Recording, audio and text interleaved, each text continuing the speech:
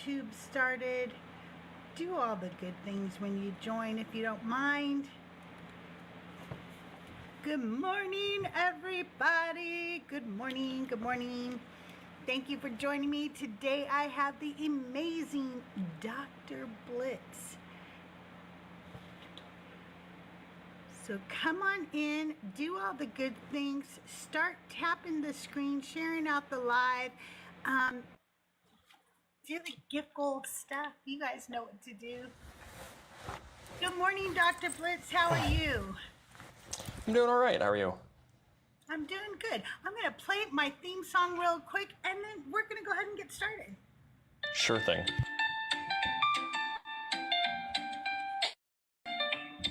It's a brand new day and she's back again. Get yourself a beverage, let's get settled in. It's Decon Q&A. You guys, if with you're over on CrystalJae. YouTube, we are live on YouTube on the Deconstruction Junction and my YouTube this morning. Welcome in everybody from YouTube. All our questions answered, our favorite creators on display. It's Decon Q&A with CrystalJae. You guys, welcome in everybody. Thank you for being here. Hey, 5, 4, 3, 2, 1, get ready for the fun. Decon Q&A with CrystalJae.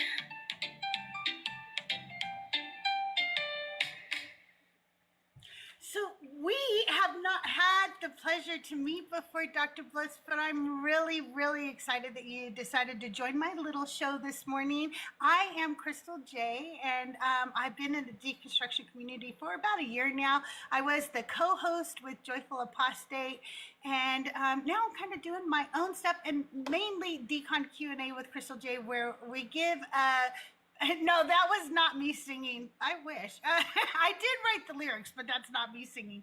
But I wanted to give a space where people could come up and ask you guys questions without always interrupting your shows to do so, like about you and about or whatever is on their mind. So that's where the show idea came from, and we've been having a good time doing this show for the past about 6 months now. So thank you so much for being here.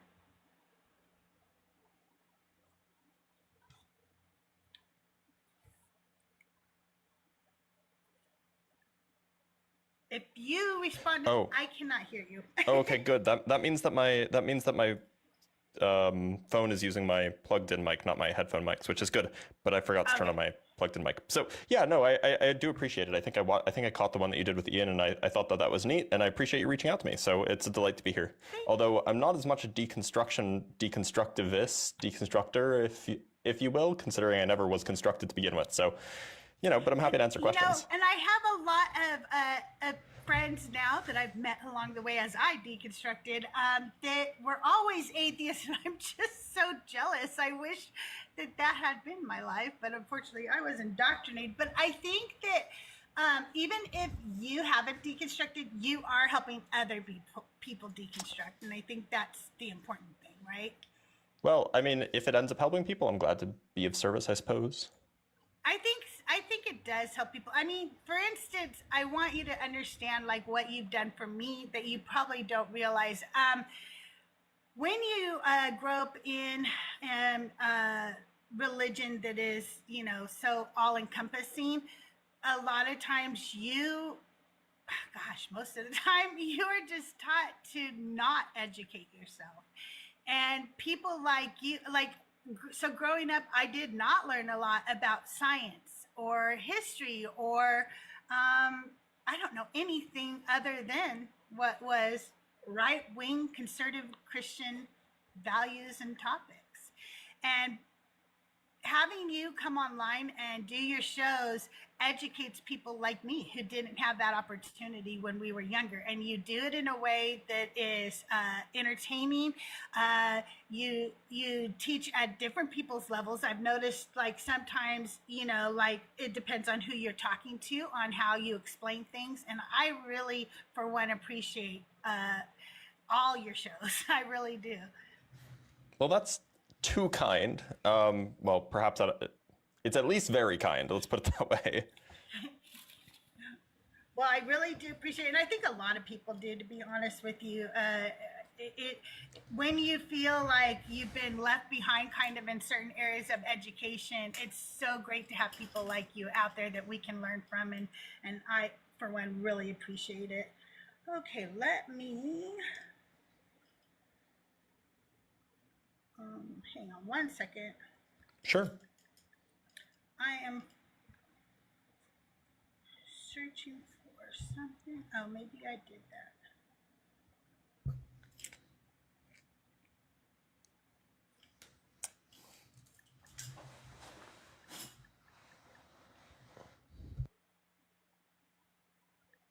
I am trying to find my little icebreaker questions, but I don't know if they got saved. Oh no, wait, I'm looking up the wrong. No worries, take your time. I got time this morning.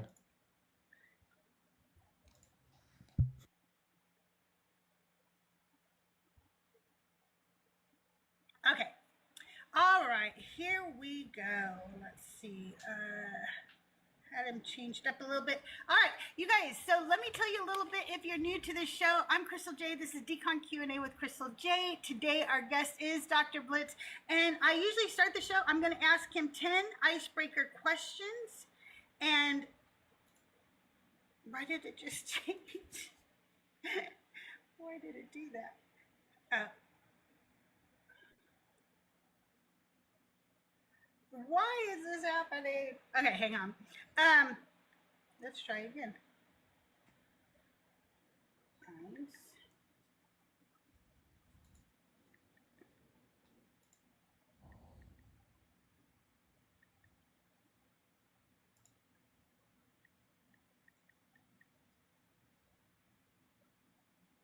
All right, one more time. Okay, we have it. Okay, you guys, so first I'm going to ask him some icebreaker questions, and then we're going to invite you guys to come up, and you can ask Dr. Blitz your questions, and then at the end, we're going to play a little fun game called Divine or Decline. So here we go. Let's go ahead and start. Would you rather debate Ken Ham live on stage to be forced to watch God's Not Dead repeat for 24 hours? Oh, I'd definitely rather debate Ken Ham. I'd make him look silly. I would love it if you debated Ken Ham, because I actually believed that shit when I was a Christian. I'm so sorry. Yeah, that oh God, I cringe every time I think about how I believed that stuff. So I never did visit the art experience, though, okay? I didn't get that far. That's good. That's good. Okay, what's a scientific fact that blew your mind the first time you heard it? It's a hard question to answer because, like, I've become so used to a lot of these things that they don't seem weird to me anymore. But the thing the typical answer I give, and perhaps it's not nearly as mind-blowing to a lot of other people, but there's a thing that happens. We all have heard of black holes. Black holes are like these things with really, really strong gravity. And what's really weird is, I mean, most of them are spinning. Like, most things in the universe are spinning. That's not surprising. Earth spins, the sun spins, everything spins. But if you take a spinning black hole and, it's spinning along some axis, and you drop something in along the axis that's also spinning in the same direction, it'll bounce off the black hole. It won't be attracted. It'll be repelled. It's really weird. That is weird. That's really cool. I did not know that. That's really cool. All right. Would you rather argue with a flat earther for an hour or have to explain quantum entanglement to a creationist? Well, I do both of those on the regular for fun, so it's like, which would you rather do? Like, probably argue with a flat earther, because quantum entanglement, at least with flat earthers, you can like tell them that you don't have to get into, like, you can talk about sunsets. You don't have to talk about quantum mechanics. So it's probably probably more successful with a flat earther. Yeah. Have you ever, this is not on my list, but I'm just wondering, have you ever, while you're talking to like flat earthers, been able to get them to change their mind? The ones that are on the fence, I've definitely made them think about it more. But most of the ones that come in and they want to like do like, they're like, I'm a big debater. I'm a big debater. You know, I'm going to come debate flat earth. Most of them, they're lost causes. It is wild to me because, you know, I've watched videos. To me, it's wild that there are people who think this, obviously, like it just blows my mind.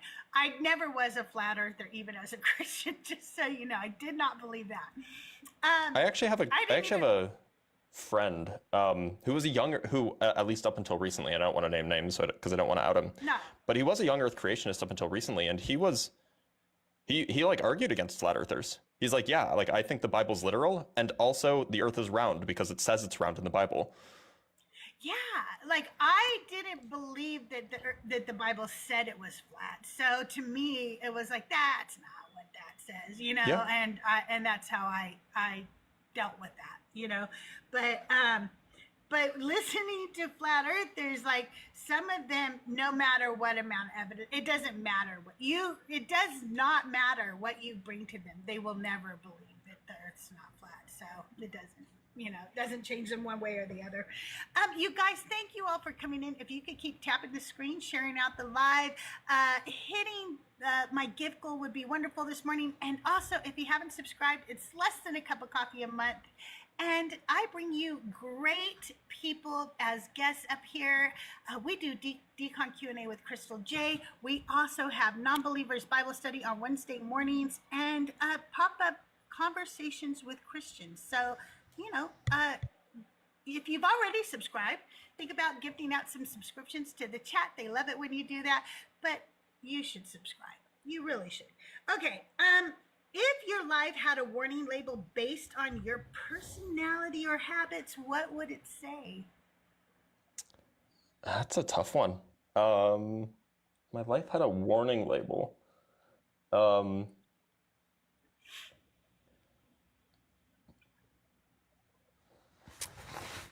want to say something like, warning, hyperfocus happens at random times or something like this. Yes. Because, you know, occasionally something will come up and I'll, you know, get in the groove of it and I'll work on a problem from 10 a.m. up until 7 and then I forget that it's time to eat dinner and that just happens sometimes and you just got to let it happen. Absolutely. Absolutely. I think that mine would always be about me, something to do with me being too loud because I am loud for some reason. I don't know why, but I laugh loud, I can talk loud, and so it would have to be that for me. What's one piece of junk science or pseudoscience that makes you irrationally annoyed? Or maybe rational. Well, yeah, no, right? It's tough. There's kind of like two things competing. So one is just like whenever anybody says that's just a theory and uses it to say, oh, I don't have to believe it because that's just a theory. That's really annoying because it's like they don't know what words mean. The other thing, perhaps more specific, is when somebody comes on and says, I'm trying to study or I'm trying to understand or I'm trying to do or you should believe XYZ spiritual or biblical or whatever thing, and then when they go on to explain how it works, they say, because I've been studying quantum mechanics. Okay. It's like, so I made a video recently and about a woman who's like, I think telekinesis is real and I know this because quantum mechanics. Yeah. Yes. Like that's maybe I shouldn't let it bother me, but it does. No, no, that would have bothered me, especially in your field. But the theory thing, I'm going to admit, I like to admit who I was because you don't really grow till you realize who you were, you know what I mean? And I did not understand what a theory was either. I thought it was like the colloquial way we say it, like it's just a theory, where it's just a guess or whatever. And so that's what I'm talking about. So even if you think you're not teaching people stuff, you're teaching people stuff because there's people like me that were like, oh, I did not realize that. I sound stupid, you know? And yes, so it does help, I promise you. What's something you wish religious people actually understood about science and something you wish scientists understood about religious people? So, it's a good one. So, what I wish. So the thing is most scientists, not most, but like a big chunk of scientists, like 45% of scientists, at least in the US, hold some form of religious or spiritual beliefs. So like there's not a lot to take on there. It would be good if the scientists who aren't religious, the scientists who are religious already know this, but the scientists who are not religious, it would be good if that type of scientist understood that it's not necessarily the case that religious beliefs have to contradict with scientific beliefs. And I guess actually that would probably be my message to both groups. You can have religious beliefs as long as they take a backseat to scientific beliefs when it comes to things about the world around us, then that's fine. Like if you want to believe in an afterlife because it, helps you find meaning in this world, if you want to believe that there's somebody kind of like looking out for you, even if there's no direct influence, that's fine. It's not going to hurt. I mean, maybe it'll hurt somebody, but like, I don't think that that's generally harmful. And I think that people can have really compelling experiences that lead them to that conclusion. And that shouldn't preclude them from being a scientist. I like that. My husband's kind of like that. He's an engineer. And now since I've deconstructed, of course, he does not believe the Bible God anymore. But there's a part of him that believes that there is something. And I see no problem with that. Like he's not really sure. He doesn't believe that it's an omnipotent, omnibenevolent. He's not even sure what he really believes it is, but he believes there's something. And I see no problem with that. Let's see. What's the weirdest or most unexpected hobby you have outside of science and academia? Oh, well, it's not weird. It's exactly what you would expect from a nerdy person who's also engaged in like debate lord online stuff. Like I play video games and I do Dungeons and Dragons. Like that's exactly expected. Oh no, you know what? Okay, I don't know if this counts, but like I'm a licensed scuba diver. Oh, that's which really people may have not expected. I love that. No, I did not expect that of you, but that is really cool. My daughter is a scuba diver. She hasn't done it in a while, but she has been certified, and that is really cool. Certified, that's the right word, not licensed. You don't need a license to scuba dive. Yeah, true. I cannot scuba dive because I float. I can't sink. Then you just need more weights. As a matter of fact, I don't need to tread water at all. Like That's nice. Can't drown. I can float. Yeah, I cannot drown. It's a weird thing about me. I'm very buoyant. I scuba dive. I mean, I snorkel though because I can go very far and not have to tread water or anything. So I do enjoy that. I know you need more weights, but then I start to feel like I don't know if claustrophobic is the right word for that's fair. That feeling. It's not for everybody. But so putting more and more weights on freaks me out a little bit. But anyway, yeah. Let's see. What's your go-to fun fact? Fun fact. Everybody always asks me that, and I never have a good answer. What is my go-to fun fact? Well, clearly, if I have to think about it, it's not go-to, right? Right. I did like the black hole one earlier. That was a really good one. That's usually what I think of as like the surprising thing, but it's not like a quick fun fact, right? So yeah, true. Yeah, I don't know. I'm gonna have to pass on that one. Find you one. I need to come up. Yeah, I have to. Yeah, I have to find one and just have it in. Oh no, here's a good one, and it's because it's related to a joke. So the joke is something like, what do I and 100 trillion neutrinos have in common? I have no idea. We're both constantly penetrating your mom. Oh my God. But the fun fact there is that, yeah, in any given moment of time, in every second, there are 100 trillion neutrinos passing through every single person on Earth. That is hilarious. That is hilarious. Oh my God. It's also my wife's favorite science joke, so, you know. I like your wife. She's funny. Yeah, me too. That's why I married her.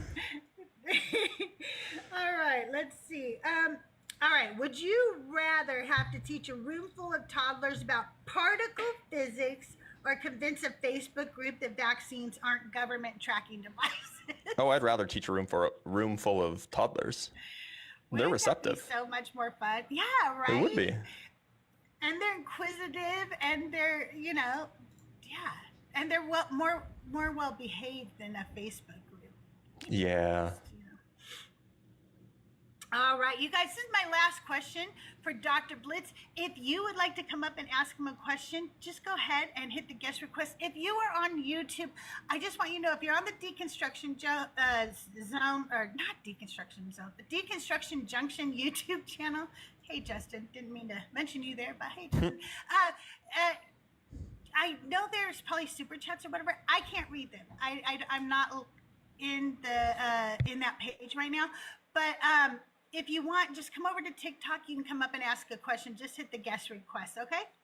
All right. What's one question you secretly wish people would ask you during interviews, but they don't?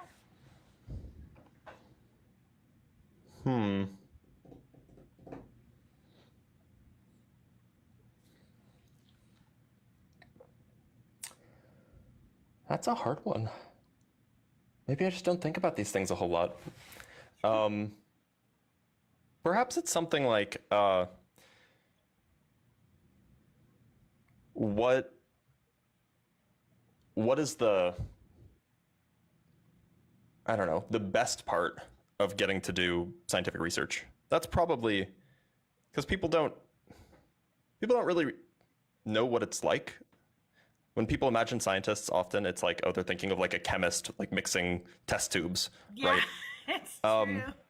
Or like maybe they're thinking of like a biologist mixing test tubes. That's like the image of science, and we probably have Bill Nye to thank for that. But yeah, I mean, like the most science in my field is completely unrelated to that. I mean, obviously, we don't use test tubes. What is the best part?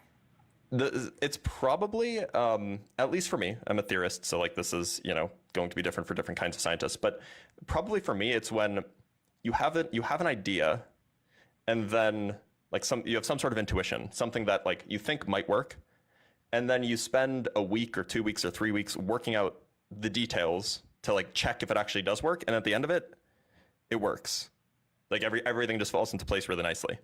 That's really satisfying, because when that happens, then it's like the weeks and weeks of buildup, and then you finally get like, yes, success, and then you get to publish a paper. That's really cool. That would be really, really cool. We have our first guest. Good morning, Michael. Thank you for joining us. Did you have a question for Dr. Blitz this morning?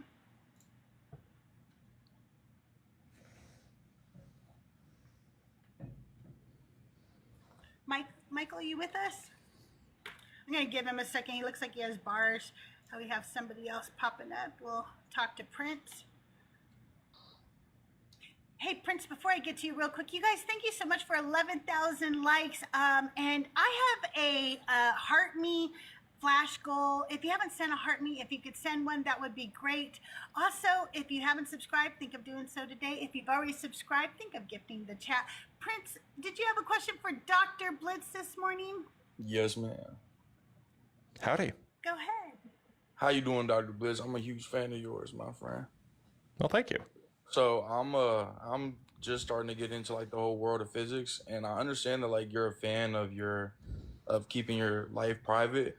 I was wondering like how we could access some of the like documents that you've written, because I've heard you talk about them on your lives. Yeah, so generally I don't share those. However, in very specific circumstances, especially for students, I will often share them in private. So if you want to reach out to me on Discord, I can send you something, as long as you promise to keep it on the DL. Awesome. I'd appreciate that. I'll definitely look into your Discord server. Thank you. Yeah, of course. Prince, did you have anything else you wanted to ask? Oh, all right. Oh, nope, apparently not. Hey, Grana, good morning. How are you today? I'm so excited that your Q&A is here today. I've like missed you. So.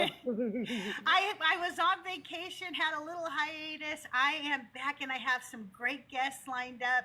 We have Lobes Absurdus coming. Wow. Controversial Compass will be on the show. Daniel Green and I are working out a special Yay. time. Joel and Mezzo should be back. Justin will be back. I missed So the first I've one. got Sorry, I'm so excited. yeah. So I've got some great people.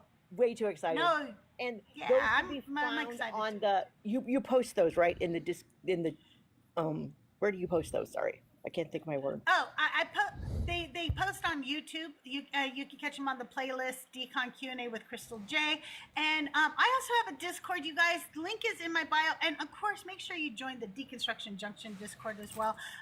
But yeah, so you always get a little heads up in my Discord, though, Brianna. Perfect. Thank you, Dr. Blitz. I'm so excited to talk to you today. First of all, I want to say, as a teacher, I love how you explain things. I'm not teaching now, but I taught for like 10 years. And I feel smart when I listen to you because I'm like, oh my gosh, I understood what he said. This is so cool. So you do a great job. Thank I feel you. dumb, but Well, it's not like, that I what? could explain it back or anything once he says it. I couldn't explain it to someone else, but I understood it while he was That's cool. saying it, and that's good enough for me. Like, I can Yeah, play back this thing if I need to, if it's available. But my first question is just kind of silly, but very important to me. Is on Star Trek: The Next Generation, which I'm assuming you've watched as many times as I have. Who is your favorite character if you have one? Well, so of the main cast, Yes, of the main character. I mean, it has to be Data, right? Like, it just has to be. It has to be Worf. Oh, no, Worf just the right answer is Data. That is the correct answer. Now, Well, as far it as could like be the your correct answer. exactly, as far as like the show as a whole, it might be Q. I also look in DS9. Miles O'Brien is probably my favorite character, and he also shows up in TNG. So like, I might have to also go with Miles O'Brien. So. Oh, he's awesome. So I can understand all of those. Yes. And then I'm wondering, just because I was a teacher, do you want me to share how I showed my kids why a globe and a flat map don't work well? Like you can't make a flat map out of a globe correctly. Why not? What I did was I took one of those blow up balls. That's a globe, but they're like basically beach balls, but they're a globe. And I cut it on where they had the lines. Why can't I think of the lines now? Sorry, I'm all nervous. I don't know why I'm nervous, but I'm all nervous all of a sudden. And then you try and flatten it out, and you see the spaces. yeah. And you can tell that the flat map on the wall is filling in those spaces. So it's very visual for a fifth grader to see that. And they go, oh, okay, that makes sense. That's why Antarctica looks humongous. And then on a globe, it's really, really tiny. Yeah. It's actually, that's really cool. it's basically exactly what the Mercator projection does. Right. So yeah, no, that's a great visualization. Unfortunately, it doesn't work on flat earthers, but it's a great visualization for people who are learning. Well, I was just wanting you to know that was, if someone ever asked, like you can give them as a go do this, and if they can go experience it for themselves. And then I had one other thing. What was it? Oh my gosh, I forgot. I was so excited to ask too. What is your favorite part of teaching people on things? Sorry, you cut out. What was the last thing you said? Do you love about when you in cut your out again. everyday life in the classroom? Try again, Brianna. You cut out again. I don't know what's going on. Let me move my phone. All right, did that help at all? Okay.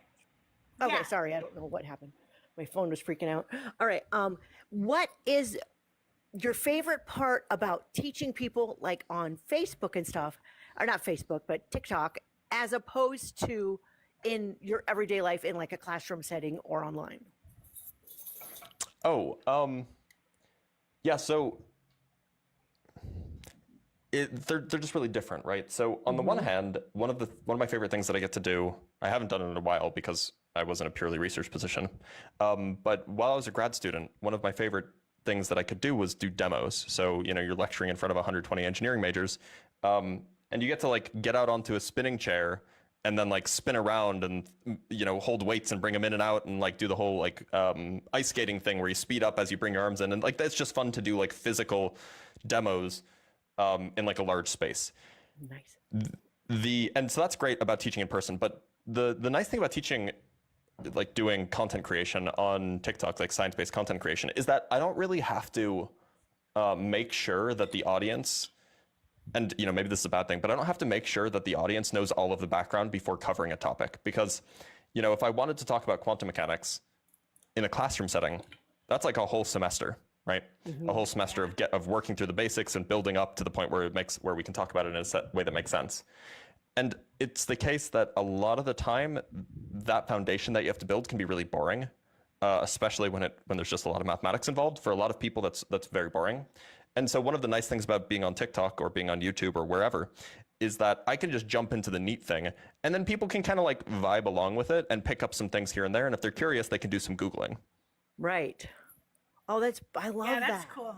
That's really cool. Yeah, and the demonstrations are always a blast, even if they're the simplest thing for fifth grade. Yeah. It's my favorite demo is the ice skater one where you're on a spinning chair and you're holding weights. It's my favorite one. Nice. Mine was when they write how to make a sandwich, and you'd act it out in front of the classroom, how to make a sandwich.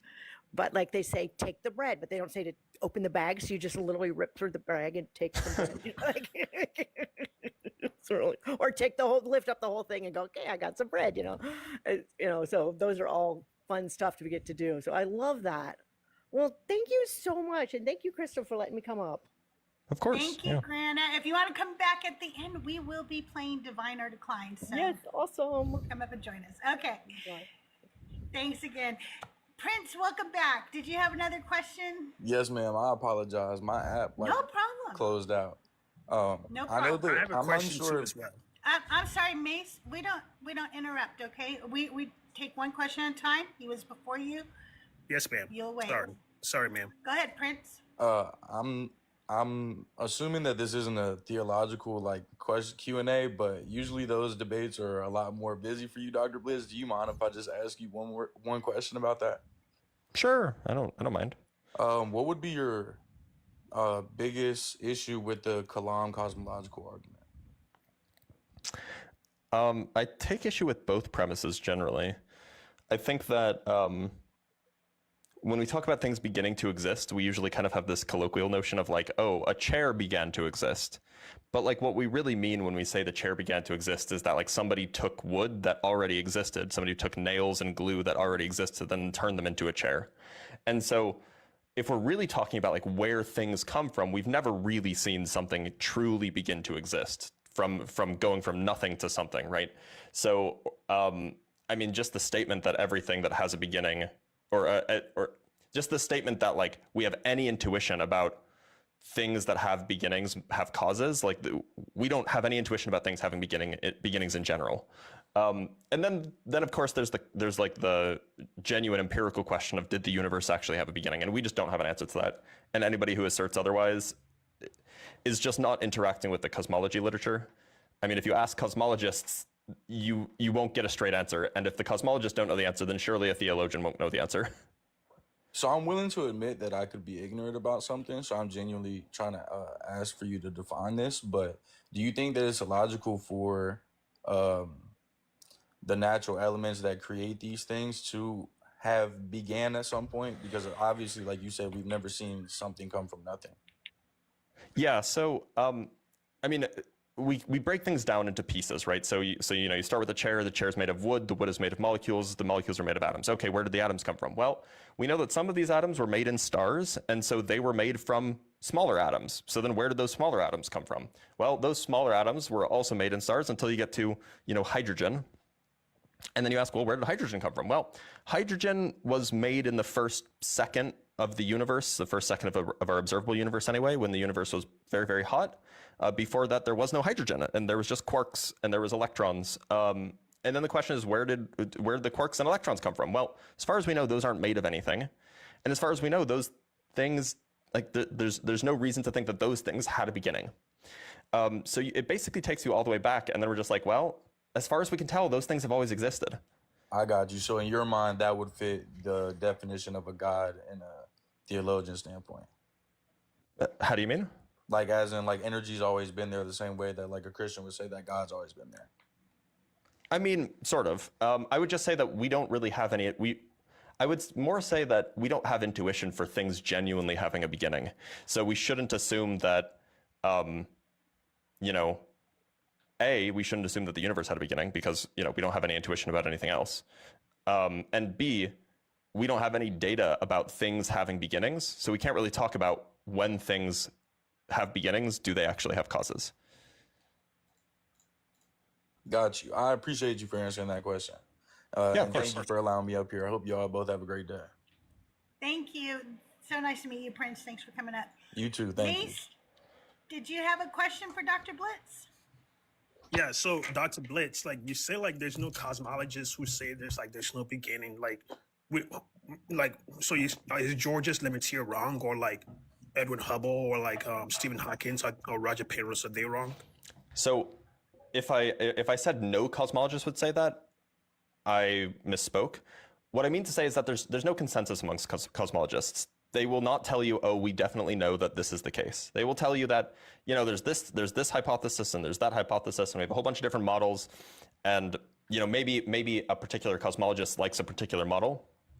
Maybe they have their own pet model. But like when you survey cosmologists as a whole, you're not going to find some like agreed upon idea that yes, it definitely had a beginning, or no, it definitely didn't have a beginning, or anything like that. It's the wild, wild west, if you will. But to answer your question, Lemaitre was certainly wrong. His model just isn't correct anymore. The current model of the Big Bang is originally based on his model, but it's undergone many, many changes. Edwin Hubble, I mean, again, he had the same misunderstandings that Lemaitre would have had. Stephen Hawking thought the universe had a first moment of time, but not a beginning. There was never a time where there was nothing. So, you know, the question of whether or not that counts as a beginning is a different question. So, I mean, yeah, it is just the case that it's really not clear. Was there a first moment of time? Was there not a first moment of time? If there was a first moment of time, does that mean that there was nothing before that? Or was there something before that was just timeless? We just don't know. Okay, I can grant that we have like this kind of like agnostic position, but from what I've seen from like George Lemaitre, so like Edwin Hubble and all of these people, I think they all are like reflecting on like similar concepts, even though they're still agnostic towards it. But like, I mean, like Edwin, for example, would say that like there seems to be some like a smaller dance in past pointing to a beginning, or seems to be pointing to a beginning. And like George's talked about like the primeval atom theory, which also argues for a single point. Although like obviously we are humans, we're limited, and no one have actually experienced what that would look like per se. But it seems like, I mean, I've drawn like correlations. I tried to, and it seems like they're all basically talking about the same thing. Alan Goff, Adrian Linde, it seems like they're talking about something that is similar to the same thing, or whatever that object, whatever that singular is. It's just like, it seems like they're just using different language to describe the same thing. Yeah, so is that fair to say? Maybe it would have been fair to say before. So it would have been fair to say before like the 1980s or so. But after the 1980s, people started taking string theory seriously. People started taking loop quantum gravity seriously, started thinking about quantum gravity in a more serious way and quantum cosmology. And really, since then, physicists and cosmologists just really haven't taken the idea of a genuine singularity seriously. And in fact, there was a poll conducted recently asking what cosmologists and, you know, relativist people who study these kinds of things, what they think the meaning of the black hole is. And like, what was the number? Only 11% of them said that it had anything to do with the singularity. Yeah, sure. But I'm saying, like, could it be that, like, although there's like all of these different theories, like whatever it's like some sort of quantum theory or like cyclical or cosmological or whatever that is. So I think it's like conformal cyclical cosmological model, or like multiverse theories. I mean, like, Wouldn't it be fair to say that consensus in mainstream cosmology is that the universe could have like a finite past, could have a beginning, but we don't necessarily know what a beginning is. But it seems like it's pointing towards that direction. No, that's just not the consensus. So it's not pointing towards the beginning. No, so cosmology points towards the universe being very, very small, 13.8 billion years ago, but there isn't consensus about that being the first, or about there being a first moment of time. Yeah, there just isn't consensus about that. It just seems like it's pointing toward. I'm not saying like whatever is a consensus about it, because obviously we're limited human beings, we'll never know. But I'm saying like based on the different models, would it be fair to say that even though someone has a multi-universe model, or someone else might have like different model, or someone might have like a different cosmological argument, right, or philosophical argument, it could be fair to say like all of these models seems to be pointing towards, or it's leading us towards this thing, but we're still unclear about it. Would it be fair to say? No. I mean, cyclic models specifically point towards the opposite, that there is no first moment. If it's pointing towards the opposite? So it's just, what would you call that? Nothing. It would be an infinite past, an eternal past. So it's just, so you believe like infinite regress? No, I'm agnostic about it. The point is that generally we don't have sufficient data to distinguish between the two. We do not have sufficient data to distinguish between an infinite past and a finite past. There's just not enough data. Our theories aren't good enough. Our observational data is not sufficient. Wait, if there's not enough data, what is wrong with someone committing to like a finite past if you're agnostic towards it? And if someone doesn't, you can commit to it. It's just not based on any of the data that we have. So infinite past is not based on the data either, right? Yeah, the data that we have is consistent with both. Oh, okay. That's the question I'm asking then. Okay, then that's because it seems like lots of people just like to debate on whatever is like the infinite past is the right one, or like finite past is the right one. And if it's coming out of your mouth that like both could be strong, plausible theories, then like I have no issue with that. Yeah, I mean, you might have one reason that you like one version, or like, you know, a scientist might prefer one model over another because they have certain intuitions and it agrees with them. But like, as far as a layperson is concerned, like, there's not really a good way to distinguish between the two, given the data we have. Oh, I see. Okay, that's fair. So like, is this Q&A just like about like cosmology questions, or is any question we can ask? Just as long as you're respectful and you don't ask personal questions. When you say personal questions, what do you mean? Like questions about you? Can I ask biblical questions? You can ask biblical questions. I'm saying like what you wouldn't want to ask is like, hey, Dr. Blitz, have you ever been divorced? It's no, but you know what I'm saying? Like, we're not asking any personal questions. Fair. That's fair. So like another question I would ask, right, is like a lot of time, like I've seen some atheists who like make theists or Christians look bad. If they're asking the question, if you believed in a God, would you strongly hold to the position that it's okay for the God to like unalive a child, right? And the moment when the child says, I'm sorry, the theist or the Christian or whoever religious person says yes, they make them look like as if like inherently evil or something. They just kick them and then like right. But like, what is the issue with that? Because like, if it's not God, right? Men do it all the time in the I worked in a hospital. Doctors do it all the time, and they have reasons. That's why they unalive children for legitimate reasons, right? Could be some disease, could be right. The child might have some disease. Literally, yes. I've seen it myself. When have you seen a doctor unalive a child? What do you mean? My daughter-in-law is a doctor. Yeah, I'm a little bit skeptical of this claim. She took a Hippocratic oath. Yeah, and while children have unalived in her care because she could not help them, she has never unalived them.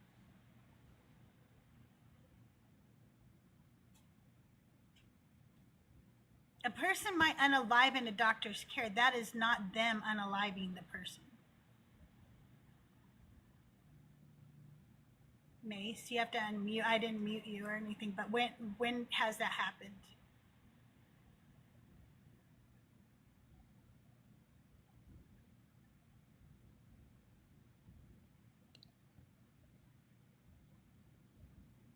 All right, I'm going to go ahead and drop you down. We're going to move on. Wait. Okay, well, you weren't answering, and you weren't answering, and we got a show to do, so. Oh, sorry. I answered the question. You were muted. Oh, I was saying, sorry, I was talking. I was saying that, like, they give them certain pills. My grandma, for example, was given a pill in on life. Then later they found out that the pill the doctor gave to my grandma wasn't You human said fly. children. You were talking. Oh, yeah, children specifically too about as well. Children and stuff. Yeah. No. So are we talking about like assisted sewer slide, like euthanasia, or are we talking about all of that, right? I count all yeah, of that as so murder generally for the child. euthanasia and assisted slew whatever it is, assisted self-unaliving. God, I hate this world that we live in. That's consent. That's consented to, right? Like the person is like, if somebody wants to, terminate their own life because say they have terminal cancer and they're suffering, that's consent. It's not murder, schmurder, right? It's not that because it was consented to, right? Okay. So fair point, fair response, right? So let's say, for example, like we live in that 21st century, whatever century that we live in, right? And it's like the medical sciences, medical industry has advanced. So like we have a way to like, fairly recognize when to take out a person whenever there's a consent, right? In the Asian world, it was very hard to like advanced medicine was not there in the Asian world. So my question to you, right? It's like, if, for example, like there was none of that. It was very hard for someone had a disease, right? For a child had a disease, right? Would it be okay for that child to just spread the disease, or would you unalive that child so the child does not spread the disease? I don't think. Yeah, I generally don't think that it's. I generally don't think that it's okay to unalive a child because they're sick. Okay, so like if they consented to it and are of sound mind, then perhaps, but like not just because you're afraid of them spreading the disease. So what would you do? What would be the alternative? Quarantine. Quarantine has been well understood since ancient Egypt. But quarantine didn't always work because it didn't always work in the Asian world. Many of the time, people work experience. Okay, I mean, look, if you're trying to justify why you would kill a kid, I'm just telling you, I wouldn't think that that's okay. No, I'm not justifying why I want to unalive a kid. I just think that like there's a lot I of just think logical. we've been on this subject for a little bit too long here, and I do have other people waiting. Mason, I want to thank you for coming up, but we're going to move on and talk to Willia. Willia, how are you this morning? I'm great, thank you. I couldn't see your whole name. It's William. I'm so sorry. I now can see it. Can I get your age for TikTok purposes? Yeah, okay. I'm 19. All right. Did you have a question for Dr. Blitz this morning? Yes. So first of all, pardon my English. I'm not a native English speaker. That's okay. But I've always wanted to ask a scientist to give me their take on the problem of induction by David Hume on scientific knowledge. Are you familiar with that problem? Yep. We just have to accept that induction works most of the time. There's not much we can do about it. Okay, so, but based on the problem of induction, you wouldn't claim to have absolute truth in science, or do Nope. you just? Nope. Well, you don't. Okay, and because of that, we arise at different theories which could have equally valid applications. But doesn't that kind of show you that sometimes we construct knowledge instead of determining it? Yeah, sure. Related to the universe? I'm a nominalist in a lot of different ways, so like I think that generally a lot of what we do is figuring out the best way to describe things. Okay. And is that a weakness of science, do you think, or is that just how... No, it seems like it's worked really, really well in the past to help improve human lives. So, I mean, like, if it's the case that, I mean, like, suppose, for example, that, like, all of science tomorrow just is wrong, like maybe the sun doesn't rise or whatever, because induction just happened to be only right for, 13.8 billion years and not for 13.8 billion years in one day. Well, then, okay, I guess that's the world we live in, right? But, it seems like we have this intuition that when things work in the past, we should keep doing them. Maybe that's just part of human psychology, but it served us well in the past. I have this intuition that it'll continue to work in the future. I don't know why I'd change now. Yeah, okay. That's really the only question I had. So, but just so I get a clearer understanding. So you would say that the problem of induction cannot be solved in any way by science. It's an inherent difficulty. Yeah, no, I mean, like, this is a that's a kind of like a meta scientific question, right? So science is not going to come up with an answer to a problem relating to the foundations of science, but that's what philosophy is for. Okay. Well, thank you very much. Have a good day. Yeah, thanks for being Thank you, here. William. Thanks for coming up. You guys, the guest box is open. If you have a question this morning, you'd like to talk to Dr. Blitz, just come on up, ask me questions. If you are too shy to come up, ask your questions in chat. I will try to read them out to him best of my ability as I see them. Maybe tag me or say my name, and I'll ask the question or read it out to him. Keep tapping the screen, liking the live. We're only at 21,000 likes, and I know you guys can do better than that. If you like the live, show me you like the live by tapping that screen, sending out the OneCoin GOAT gift to help me reach my 666 goal. And don't forget to subscribe. It's less than a cup of coffee a month. You are subscribed to Netflix, Hulu, Paramount Plus, and Cornhub. And Corn is free on the internet. What are you doing? Cancel some of your subscriptions. You're never watching them anyway. You're here on this app 24/7, 365 days out of the year. I know because I see you here all the time. So cancel those subscriptions, save some money, and come support creators like myself and creators like Dr. Blitz. Shelly, good morning. One more thing. You guys, the guest box is open. Come on up and ask your questions, okay? Shelly, good to see you. How are you today? Hey, I'm great. How are you? Glad to see you back from your hiatus. Or, I don't know if you call it a hiatus, but you were missed. Yeah, it was a little hiatus. Yeah, it's good to be back. I had a nice time. Good. It's good to get away sometimes, I understand. Yeah. Hey, Dr. Blitz. Howdy. Big fan. Always enjoy your lives. And like Grana said, you usually explain things to where my simple mind can understand them. So I really appreciate that. I did get in late, so I breaking up a apologize little if bit this for me. question was already asked, but I was just curious now, or just curious. You kind of broke up there. Do you want to try again? Oh shoot, I'm so sorry.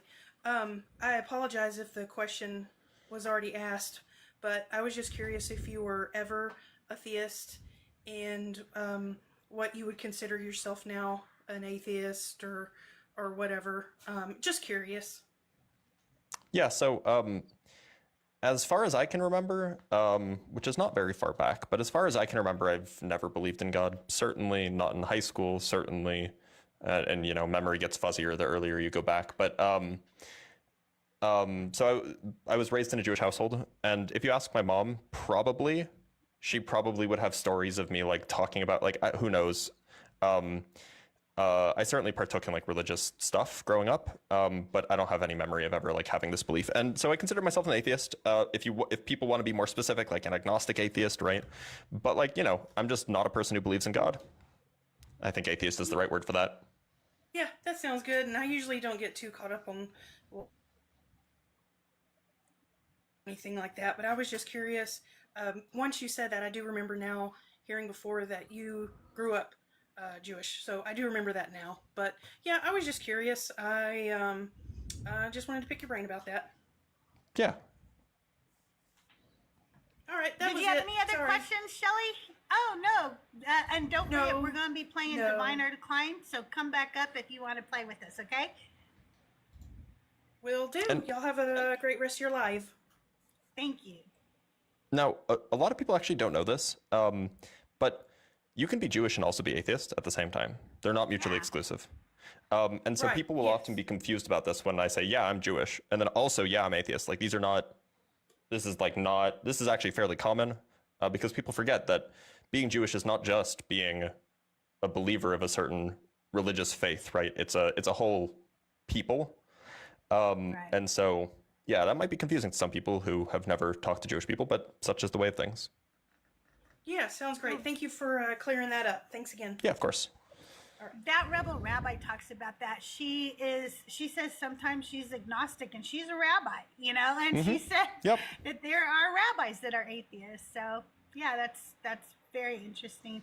Hey Daniel, how are you? Hello, I'm good. How are you?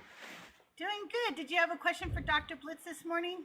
I did. Dr. Blitz, I'm a very big fan of yours. I love all the debates you have on the weekly. And Appreciate that. My question's more on climate change. And I'm sure it's a hard topic to explain in a couple quick sentences, but do you feel like even with the US going completely 180 and turning against climate change and just ignoring the fact that it is happening, that we will still be able to avoid the worst aspects of climate change when according to the scientists I follow, that we're running out of time to avoid the worst aspects of climate change?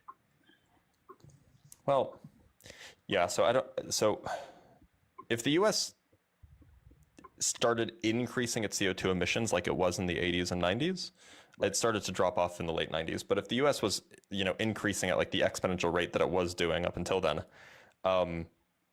yeah, I wouldn't be surprised if like this is not like if like we would not be able to avoid really any negative consequences, if only because it doesn't matter what the rest of the world does. If the US is pumping out billions of tons of CO2, that's CO2 entering the atmosphere. I mean, at the end of the day, the more CO2 is in the atmosphere, the warmer it will be. And if we keep adding more CO2 to the atmosphere, it'll just keep getting warmer and warmer, which will have more and more severe negative consequences. So yeah, I don't really think that we'd be able to avert. Well, okay, I guess there is the possibility that like other countries will take up the yoke and will go fully green and then also go carbon negative by pulling carbon out of the air, and maybe they could offset the United States' output. But yeah, I mean, like if that were to happen, obviously it would be a lot better if that were to happen and everybody else went green. But it would just slow down rather than stopping. I appreciate that answer. And would it be all right to ask one more question? Yeah, sure. Yeah. Oh, I'm so sorry. I was checking YouTube, but yeah, absolutely. And is the U.S. Army still the #1 polluter on the planet? I have no idea. Okay. I've never heard that. I've never even heard that, but I wouldn't be surprised. Okay. Actually, well, when you say #1 polluter amongst what group? Just no, like, in that opinion, I would just say militaries, I guess. Oh, maybe, but we also spend like a ton of money on the military, so it wouldn't be surprising because we have like the biggest military, right? Right. Well, I appreciate. So yeah, I mean, amongst militaries, yeah, probably the U.S. I wouldn't be surprised if it was the biggest polluter, just because like we have tons of stuff. Right. Well, I appreciate the answers. I appreciate your time. Daniel, as well. you can ask more questions if you want. There's nobody waiting in the guest box, and I'm really enjoying the conversation. If you have other questions, feel free. All right. I do have to admit that I'm gonna have to mute every once in a while. I'm That's an Amazon okay. delivery driver, so I have to mute while I'm driving. Yeah. But so personally, Dr. Blitz, do you feel like with the direction that the U.S. is going, that we will curve the ship as a nation to go back towards climate change, with the way Christian nationalism is rising and people are avoiding science and intellectualism and all that? I don't know. I'm really doomer right now. So if you ask me now, I'd probably like, yeah, no, we're not gonna, they're probably, I've said it a lot to a lot of people that, the average empire lasts 250 years and 250 years is next year.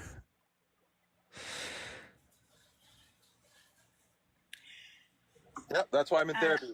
I appreciate the answer. Yeah, fair enough. Hope you have a great day. Likewise. Thank you, Daniel. Thanks for being here. We really appreciate you. Thank you.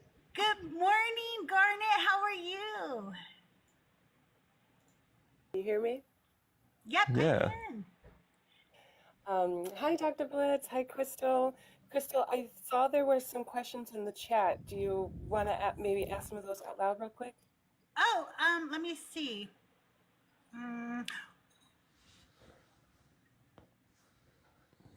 Let me look. Dr. Blitz, you're amazing. What are the difficulties with the idea that the supernatural can influence the natural?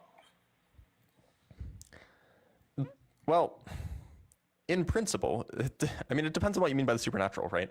So if by the supernatural you just mean like God, well, if God exists and God is all powerful, well, then there aren't difficulties. God can just do whatever he wants, right? But the thing is that we have laws of physics, right? And or laws of nature more generally, and we generally consider that those things are laws of nature if and only if they always hold true, right? We wouldn't call it the universal law of gravity if sometimes gravity just stopped working, right? We would call it the sometimes law of gravity, or we would call it the suggestion of gravity or something, right?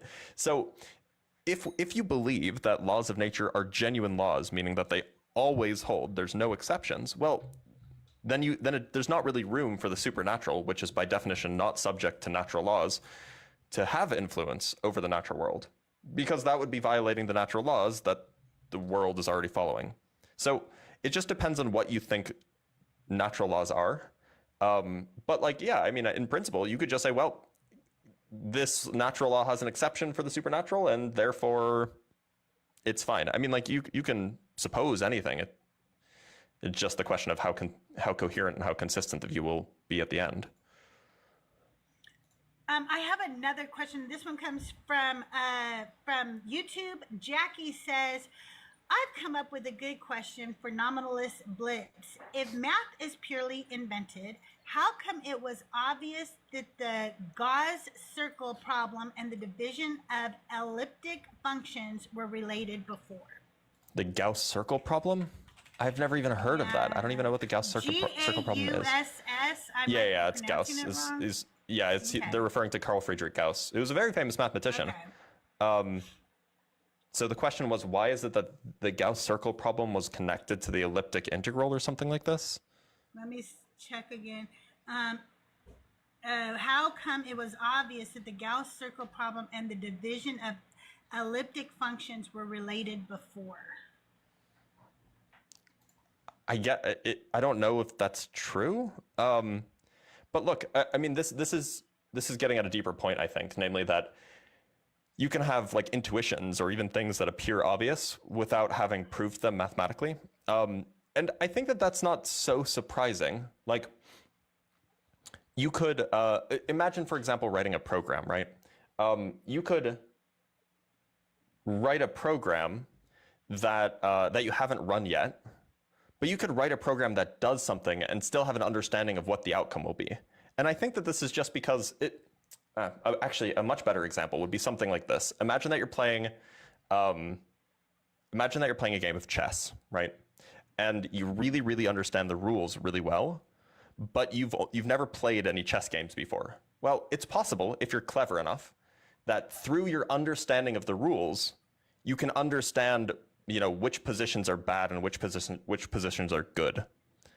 But that doesn't mean that chess existed and that you had some intuition about something that existed. It just means that you understood the rules well.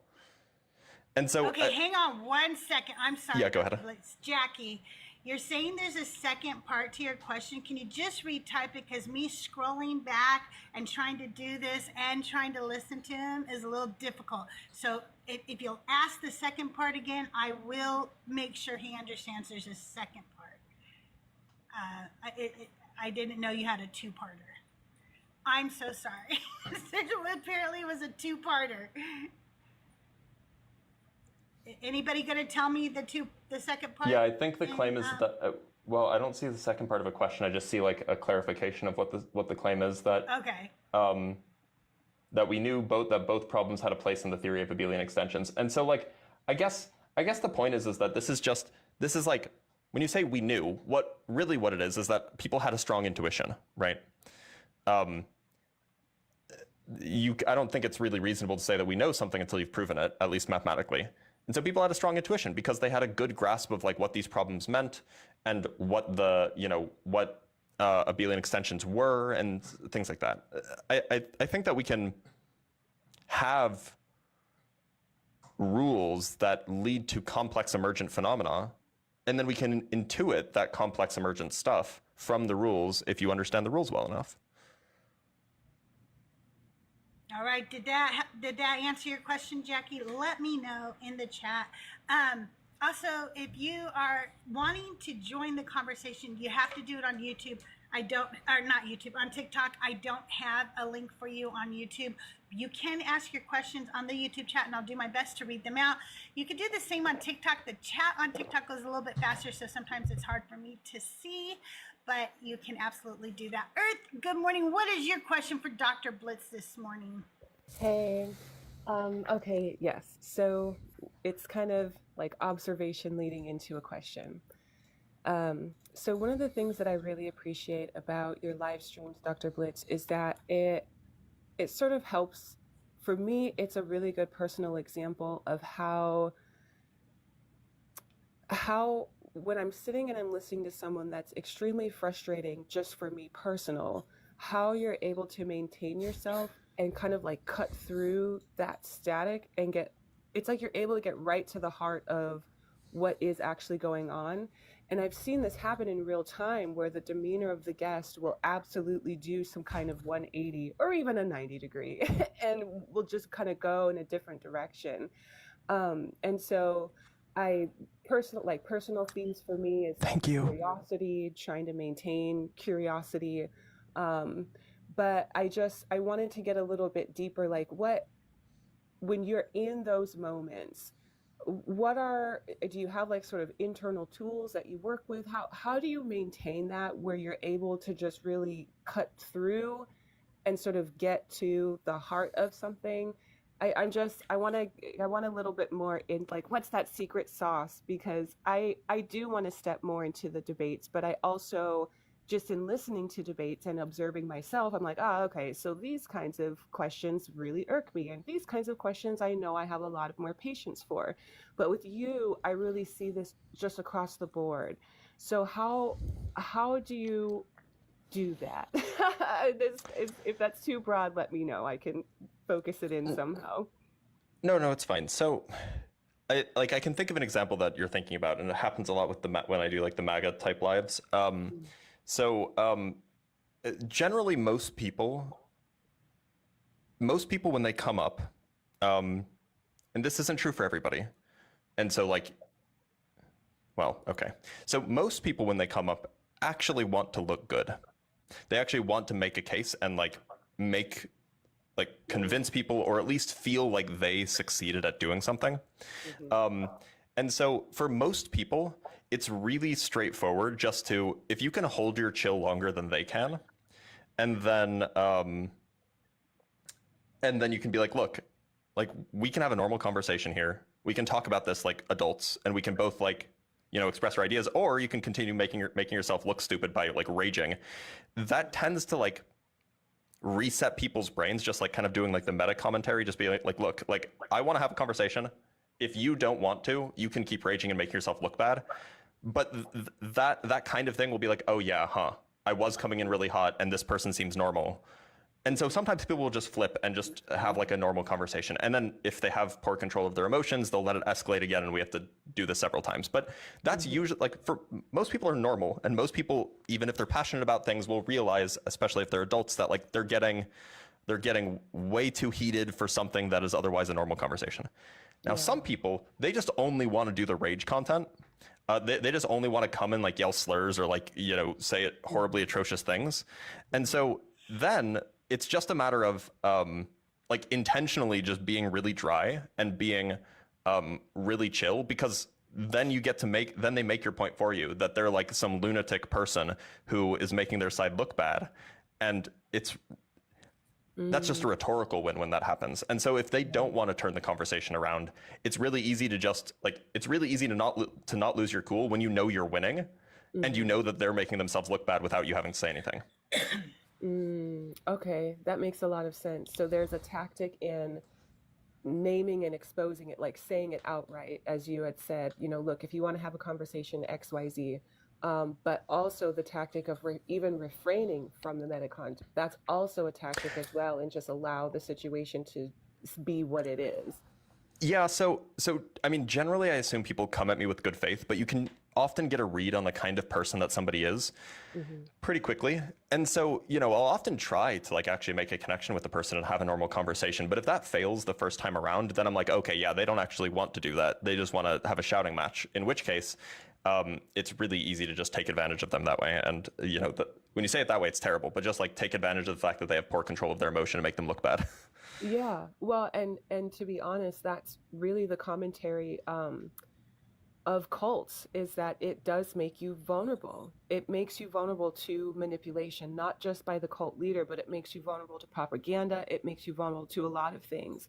So I think having a safe crucible where people can see that for themselves, even if they're not in a position to be able to internalize or register like, oh, hey, what I believe in doesn't cultivate the kind of integrity that I think I know that I have. That's a really good point. And also to that same end, there have been times where I've sat in a live where I'm just like, why the hell, like this, why do you get, but then it finally gets to the point where I see exactly what you're explaining here. And I'm like, oh, okay, that's why. So how quickly are you able to get this read? Because I feel like sometimes I can get that read fairly quickly, like how you're saying, but there have been other times I've listened to your live stream and I'm just like, I don't see what he sees in this conversation. Like, what is Dr. Blitz getting out of this?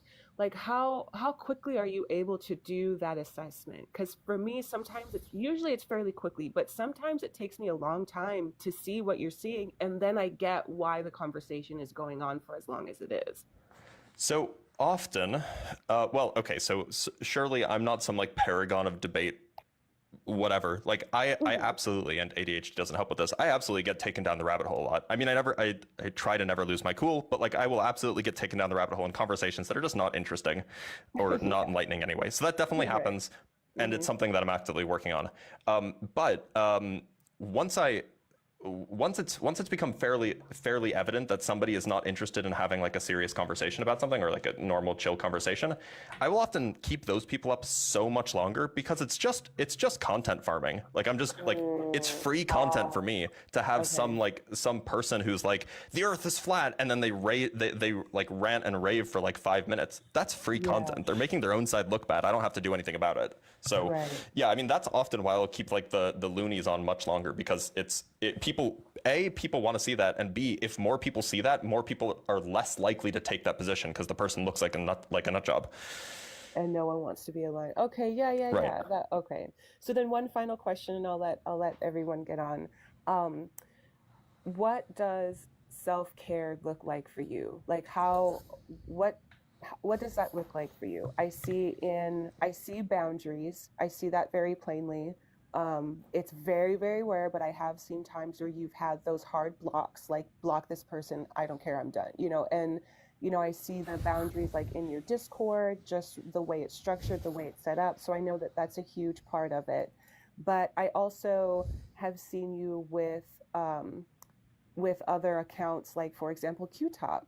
And, what does self-care look like for you when you're dealing with people that we know believe in some of the most atrocious, heinous kinds of things, as just like on a regular Tuesday? What does self-care look like for you, so that every time you get back on, you're at that reset and you're able to keep that stability? Yeah, so I don't actually really do anything active for it. Like to a fault, I am unintentionally good at compartmentalization in such a way that it bothers my wife, that like I'll just forget about something that bothered me the day before, and then like I just won't. I also have a very bad memory, like for these kinds of things. So it's like I wish I could offer you better advice. Be like, yeah, you know, make sure that you like you debrief and things like. But like honestly, like I'll talk to Q-Top if something really bothers. Like I was talking to RC yesterday, and he said something about my wife, and I'm like, no, like you can just like go suck some eggs. And I'm like there are certain things where I'm just like, I'm just not going to tolerate it. You can say what you want about me. Don't say anything about my family.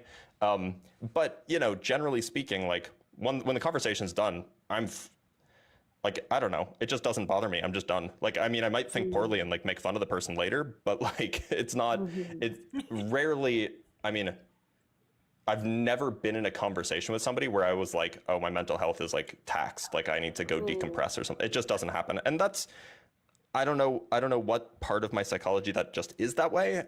Maybe that's why I'm able to have conversations that would otherwise frustrate other people, but that's just, I don't do anything on purpose. It just happens. Yeah, understood. And I definitely understand that on a personal level, that compartmentalization. But all right, well, thank you so much. Thank you, Crystal, for hosting this. Thank you, Dr. Blitz, Before for you being drop here. down, please plug your podcast. I'm going to be a guest on Earth Sanctuaries podcast with Ty here. Tell us about your podcast real quick before you drop down. Yes, so our podcast is called Shattered Foundations Reconstructed Self, and we are focused on sharing the stories, the deconstruction stories of the people in our community about what deconstruction looks like for you, whether your story is a long, involved kind of storyline, or whether it was a quick thing. We had one guest come up and he deconstructed when he was 5. He heard the story of Abraham and was like, yep, this isn't real. And that was it. So whatever that journey with religion looks like for you, we wanted to talk about what it's like to really undo the heavy social programming. What does it mean to navigate in a world that is designed and built up around these theological frameworks? And how do you reconstruct yourself once you realize that you no longer believe the things that either your family believed or your community believes, or maybe that you even bought into yourself on a personal level? So we do have, me and Ty here, we do have a TikTok page called Shattered Foundations. I think it's Shattered Foundations Reconstruct. I think it's the full thing, but we are in the Deconstruction Junction, YouTube, Shattered Foundations Reconstructed Self. If you want to reach out to us, we are shattered.foundations1 @gmail.com. Share your stories. You'll have a link that you can share with your friends, family, if you want to share your deconstruction story in this way. And it has been really, really, really cool to get to know. It is the a really stories of great people. podcast. Yeah. and Everybody just- comes from a different place, and it's really cool. I really, really enjoy it. Yeah, it's awesome to listen to the different 44,000 flavors of Yeah, denomination yeah, deconstructions that people are working through. And so we get very candid and open, but only to the extent that you're comfortable. And then we want to focus on what is your joy, what is your passion, how do you reconstruct yourself, what does it mean to be you in this world without dependence on false belief structures? So we want to celebrate those stories and bring those stories to the front, and also enable you to be able to share your story with other people. Awesome. Well, thank you so much for coming up. It's always a pleasure. You guys, that is Earth Sanctuary. Make sure you give her a follow. I have a question from chat for you, Dr. Blitz. It was asked a while ago, so I'm sorry it took a little while. Soldiers of Christ says, so why are your peers calling it fine-tuned? Oh, so when physicists use the word fine-tuned, physicists, cosmologists, and so on, they're referring to something called the naturalness problem. And that is it's not quite fine-tuned in the sense of like, it's unlikely. It's fine-tuned in the sense of, we don't understand why it has this value rather than that value.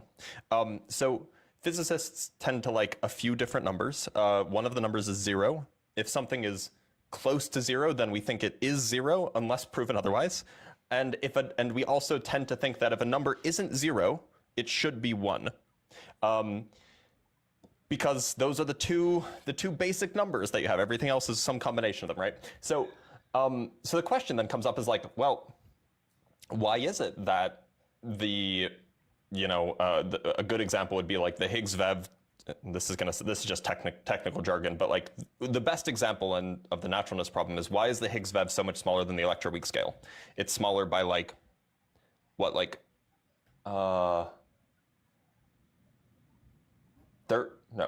several orders of magnitude anyway. And that's weird. It's like one would have expected, if you were just kind of guessing what these numbers should have been, you would have expected that like the number should be 1. And that's like a human guess, but like that's what people are referring to when we talk about fine tuning. We're saying like, yeah, this number, if you were just kind of guessing, it would be this other thing, but it's not. And so it seems like kind of unnatural. And so when people, that's exactly what people are referring to when we say fine tuning. Now, there are questions, like philosophical questions about fine tuning in like the religious sense or the philosophical sense. And that is a separate question, but that's not really what physicists are generally referring to. Okay, awesome. Thank you so much. Russell, you've watched a few of these by now. This is not a debate space. It is a Q&A, and you're welcome to come up and ask Dr. Blitz a question. Everybody's welcome to come up. We just ask that you be respectful. We're not debating today. We're just talking to Dr. Blitz, asking him your questions. The guest box is open. If you have a question for Dr. Blitz, come on up. If you're too shy to come up, go ahead and type your question in the comments. I will try to read them out to him when I see them. Torquick, thank you so much for your patience. Did you have a question for Dr. Blitz this morning? Yes. Hello, guys. So I do have a question. Dr. Blitz. So, your content, your I don't think that person meant to come up. I went ahead and dropped them. I'm sorry. Go ahead. okay, sorry. So your content is something that like has been influencing me like ever since I found it, and I find it usually I find it very interesting when there's someone who I suppose I look up to in an academic space who has a position that I disagree with. So obviously I'm not trying to debate you, but the question I'm going to pose, maybe I wanted to send at least me on a journey of self-reflection. So I wanted to ask, I personally am a mathematical realist, but yeah, it would be a follow-up from the previous question. Like, you believe that they are invented, right? If I understand you correctly, like mathematical concepts are invented. Yeah, I do. Okay, so at least for me, the reason I'm a realist is because I would believe that any mathematical proposition is true in every world, so to speak. And if they were constructed like socially, it would seem to me to follow from that there is a world in which we construct different mathematics. So like there's a world where a society will make 1 + 1 = 3 instead of 2. So does that hold for you? Is that something you believe? We could come up with different forms of math, or? Well, the thing is we do, right? I mean, the question is when you do mathematics, all you end up doing is you have a certain set of axioms and then you prove a bunch of theorems from those axioms, right? But if you choose a different set of axioms, you come to different conclusions. For example, you can have the axiom that, or you can essentially build an axiom on modular arithmetic rather than on natural arithmetic, and then you end up with 15 plus 9 is, I don't know, 2, depending on what your modulus is. So we do this, and more than that, you can have sets of axioms that are mutually contradictory. And if it's the case that every mathematical proposition is true for every set of axioms that you choose, well, then you have to accept that there can be true contradictions, and that's very puzzling to me. Oh, okay, I see. So it's like, I guess for me, I thought these axioms that are chosen within, I guess, like certain mathematical practices, like I thought of them as like self-evident in the sense that even they can't like necessarily be true. Like to point for an example from logic, like the law of self-identity, or like of identification, A is A. I thought of that type of thing, like that sort of axiom, as something that just has to be true. There's no way it can't be. So it may very well be the case that there are certain kinds of axioms that, as an agent, you have to believe, otherwise your experience would be incoherent. So it might be the case that every single thinking being accepts the axioms involved in like fundamental logic, for example. Even there are some people called dialetheists who accept that true contradictions can exist. But setting that aside, like thinking about the axiom of, or like the law of identity, if you will, it is in some sense an axiom. it might just be the case that as an agent, you are forced to believe that this is the case. But that doesn't mean that axiom is like true out there in the world. It might just be a part of being an agent.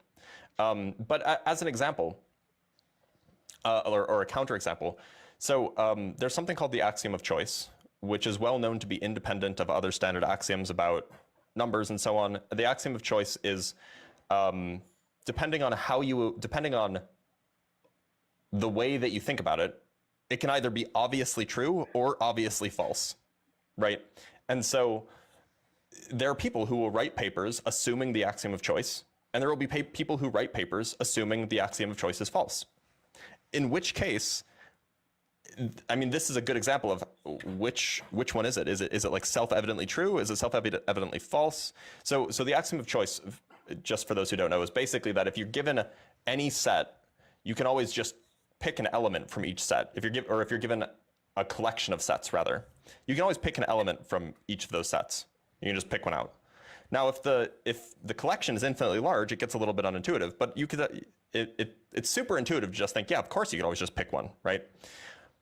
But one of the implications of the axiom of choice is that if you have a sphere, you can chop it up into a finite number of pieces and reassemble it into two equally sized spheres as the original sphere, and that's super unintuitive. So, you know, there's some parts about it that are just super obvious and some parts about it that are like super obviously false. And so it's just not clear which one you should accept. And if you treat the whole thing as just a game of rules that we make up and those rules have implications, then now there's no issue with these, you know, apparently seemingly contradictory intuitions that we have.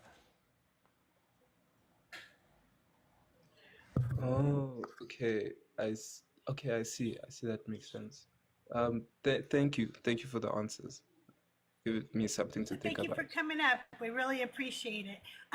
I do have a question from chat. Lewis says, does consciousness need to be a part of the equation to fully understand quantum mechanics? Oh no, you did the thing. They hit the third tower. No. I mean, and I should be super careful here. We don't know what quantum mechanics is really doing. Like, we don't know what like quantum mechanics is really saying. We have the math, and the math works perfectly, and everybody understands the math. But there's a whole bunch of different interpretations to make sense of what the math is saying about the real world. Surely the mathematics makes good predictions, but we don't know like what it means as far as the real world is concerned. And so there's questions about like, does consciousness play a role? If you ask most physicists, the majority, vast majority, will say of course not. But there's a small contingent, it's like 5 or 6%, who will say, yeah, actually, I think that consciousness does play a role. And at this point in time, we just don't know. But as far as I'm concerned, there's not really, at least I haven't been given compelling evidence. I haven't seen compelling evidence that makes it so that consciousness is required to understand quantum mechanics. Awesome. Thank you so much for answering that question. Forrest, good morning, friend. You said you got Dr. Blitz, and guess what, Forrest? I need you on the show too, so we gotta get together and look at your schedule, okay? Yeah. No, I would. Yeah, I felt humbled the other day to get brought up by Thinker. Just a small guest, obviously, Dr. Blitz here, but just a few followers. But yeah, no, I would just like to say, Dr. Blitz, I really admire your work, and I more admire. You're too kind. No, you are for being here, and Crystal's an amazing person. But I have to say, your level of patience is inspiring. I would never be able to attain that. The way that you deal with people with like the passion and compassion for the people that don't understand the things that you do is really admirable. I do have a couple of questions though. Obviously, you know what I mean? Like, you're a pretty rational person. Were you ever a part of a religion at any point in your life? I was raised Jewish, but I don't really have a memory of believing it ever.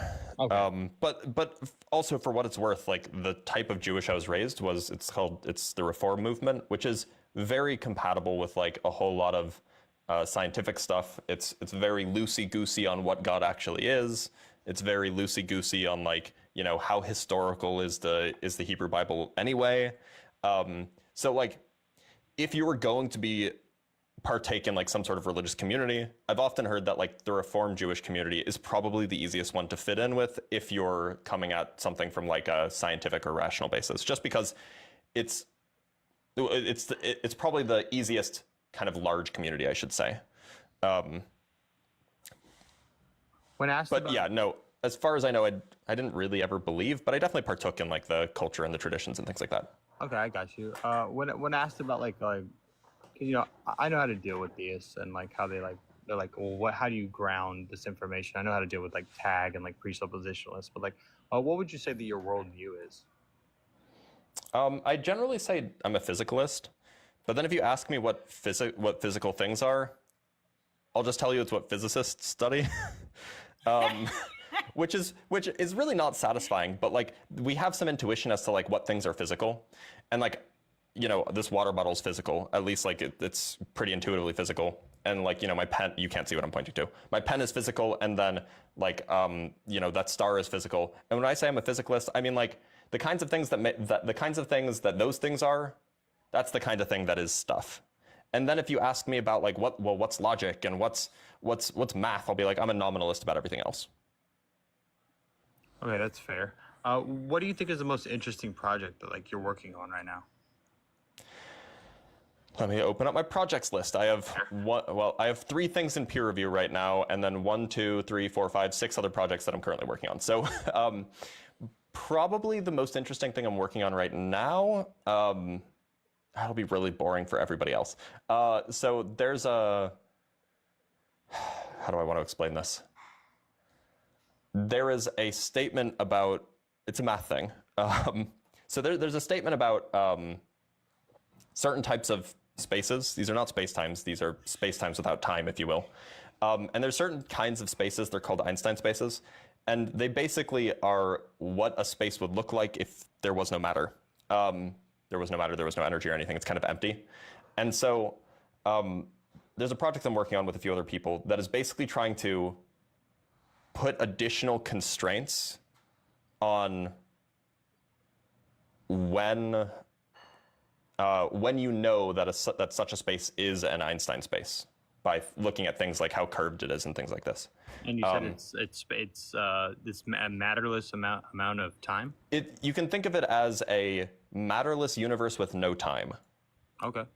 So think it's like purely geometrical. Think of like the kind of geometry that you would do in high school. It's not space time. It's just space. Okay.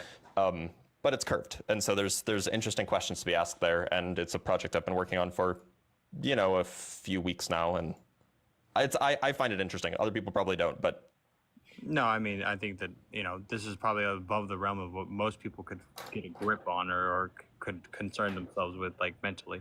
But I appreciate you answering my questions, and I got to tell you that your show is infinitely enjoyable, and once again, I really infinitely. Are you saying actual infinities exist? No.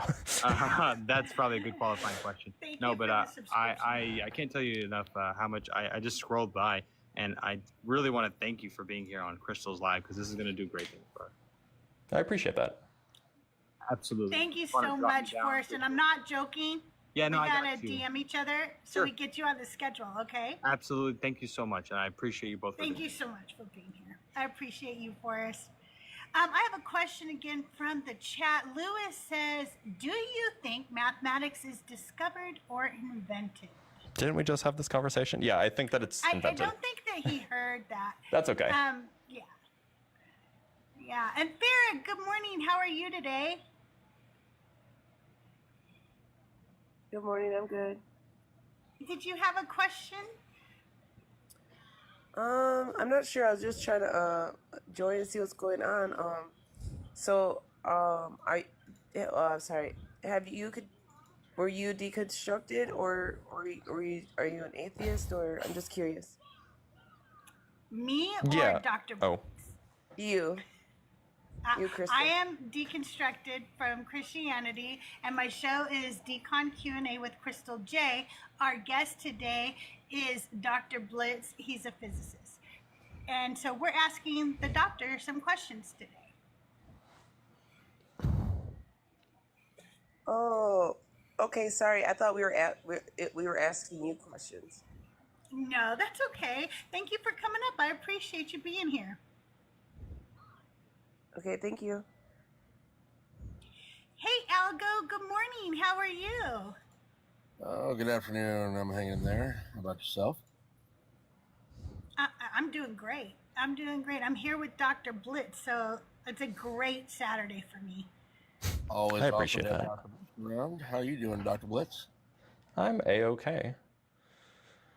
Just had a couple of quick questions for you. One, what are your thoughts on the current line of thinking that our universe and all that's in it exists inside this gigantic, uber-sized, monolithic black hole?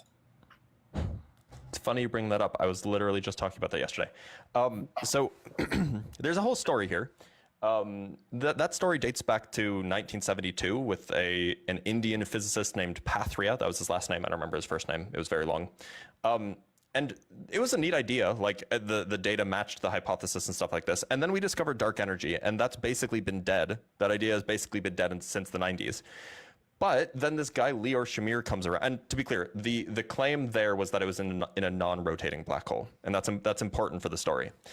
Then this guy, Leo Shamir, comes out with a paper a few months ago and says, oh, the universe, some galaxies seem to be rotating more in one direction than in another.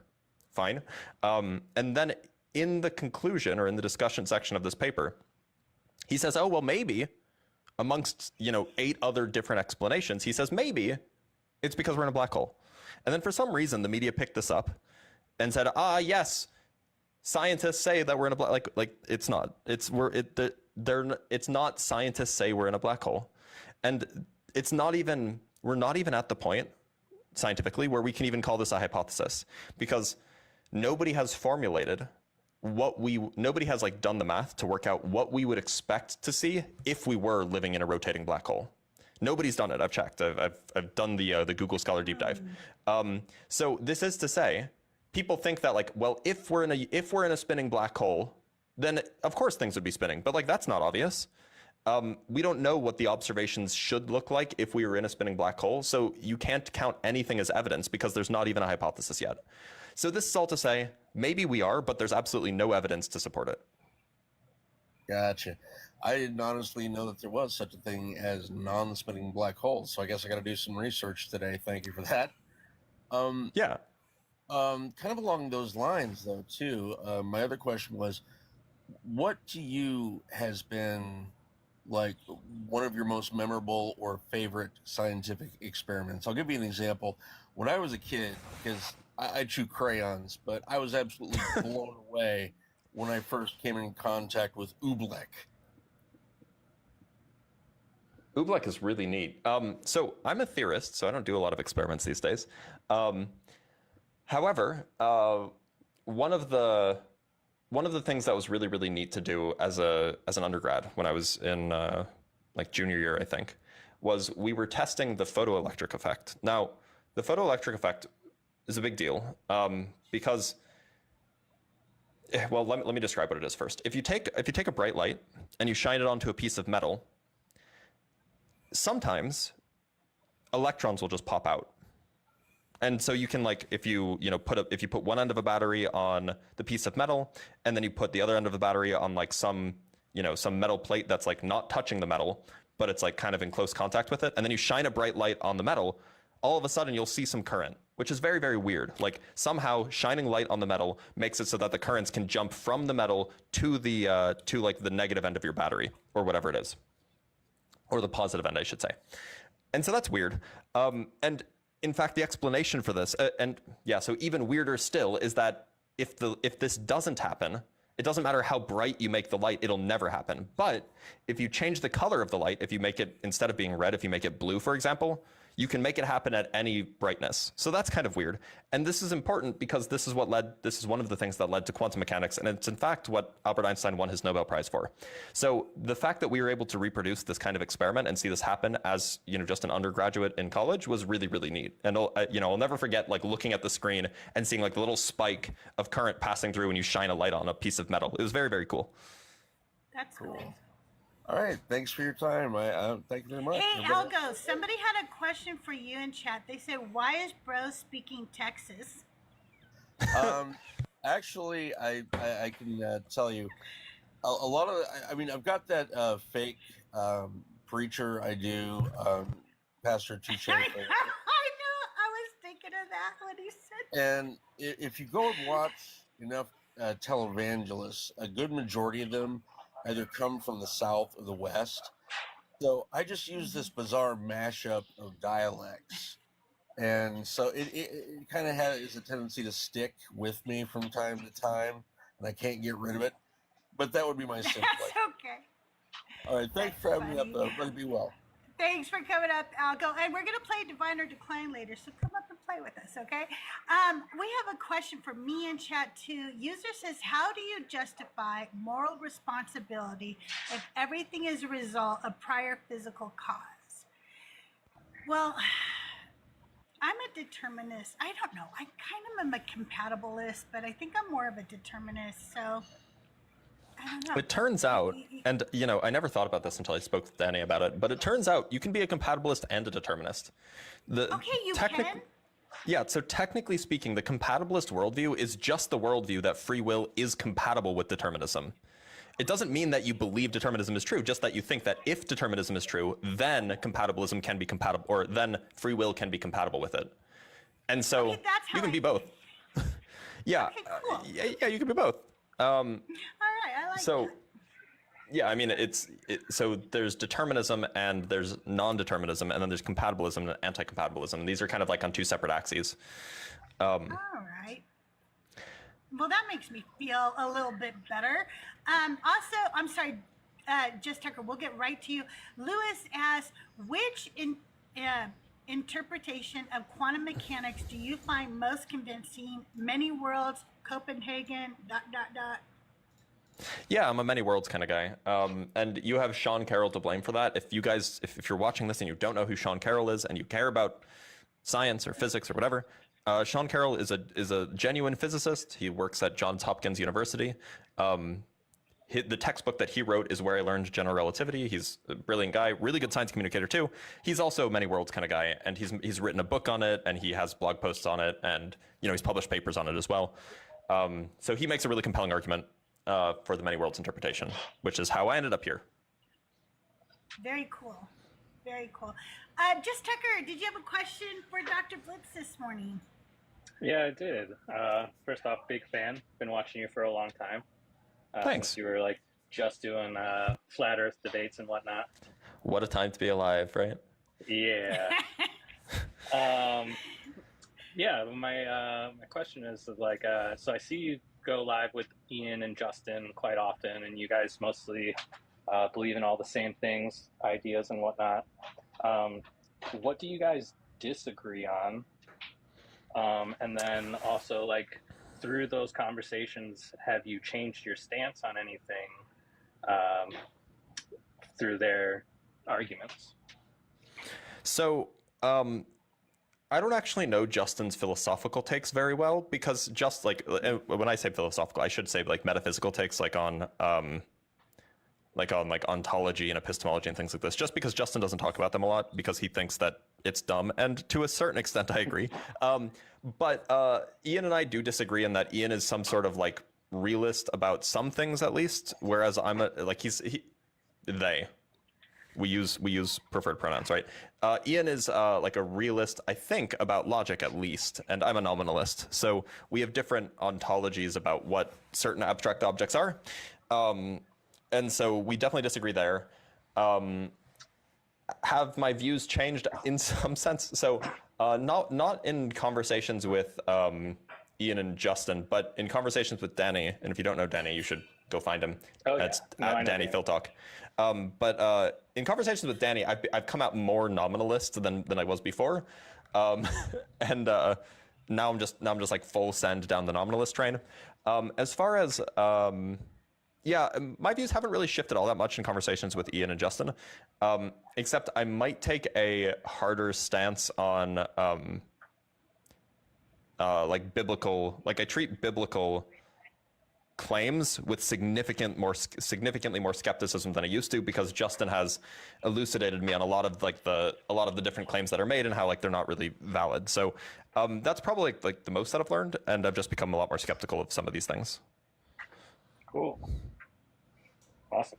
Thanks for yeah, taking my question.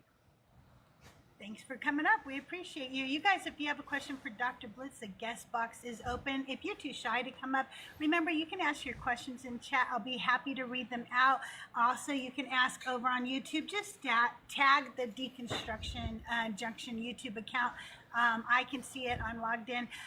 You guys, we have a little flash goal going on right now for subscribers. And in the next 3 minutes, I just need 3 more subscribers. It's less than a cup of coffee a month. So subscribe because, you know, I'm a nice lady and I entertain you. So do the thing, you know. Hey, Nor Guy, how are you this morning? Hey, I'm doing great. How are you? Doing good. Did you have a question for Dr. Blitz today? Yeah.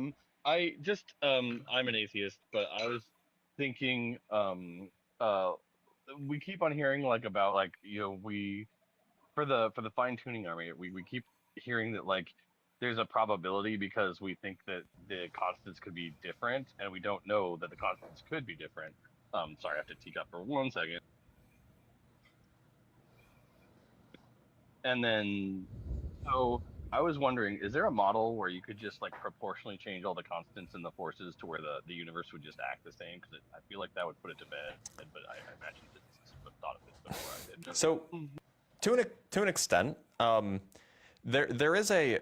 So what is true, if you're talking about compatibility with life, and I've seen this talked about elsewhere, is that there like.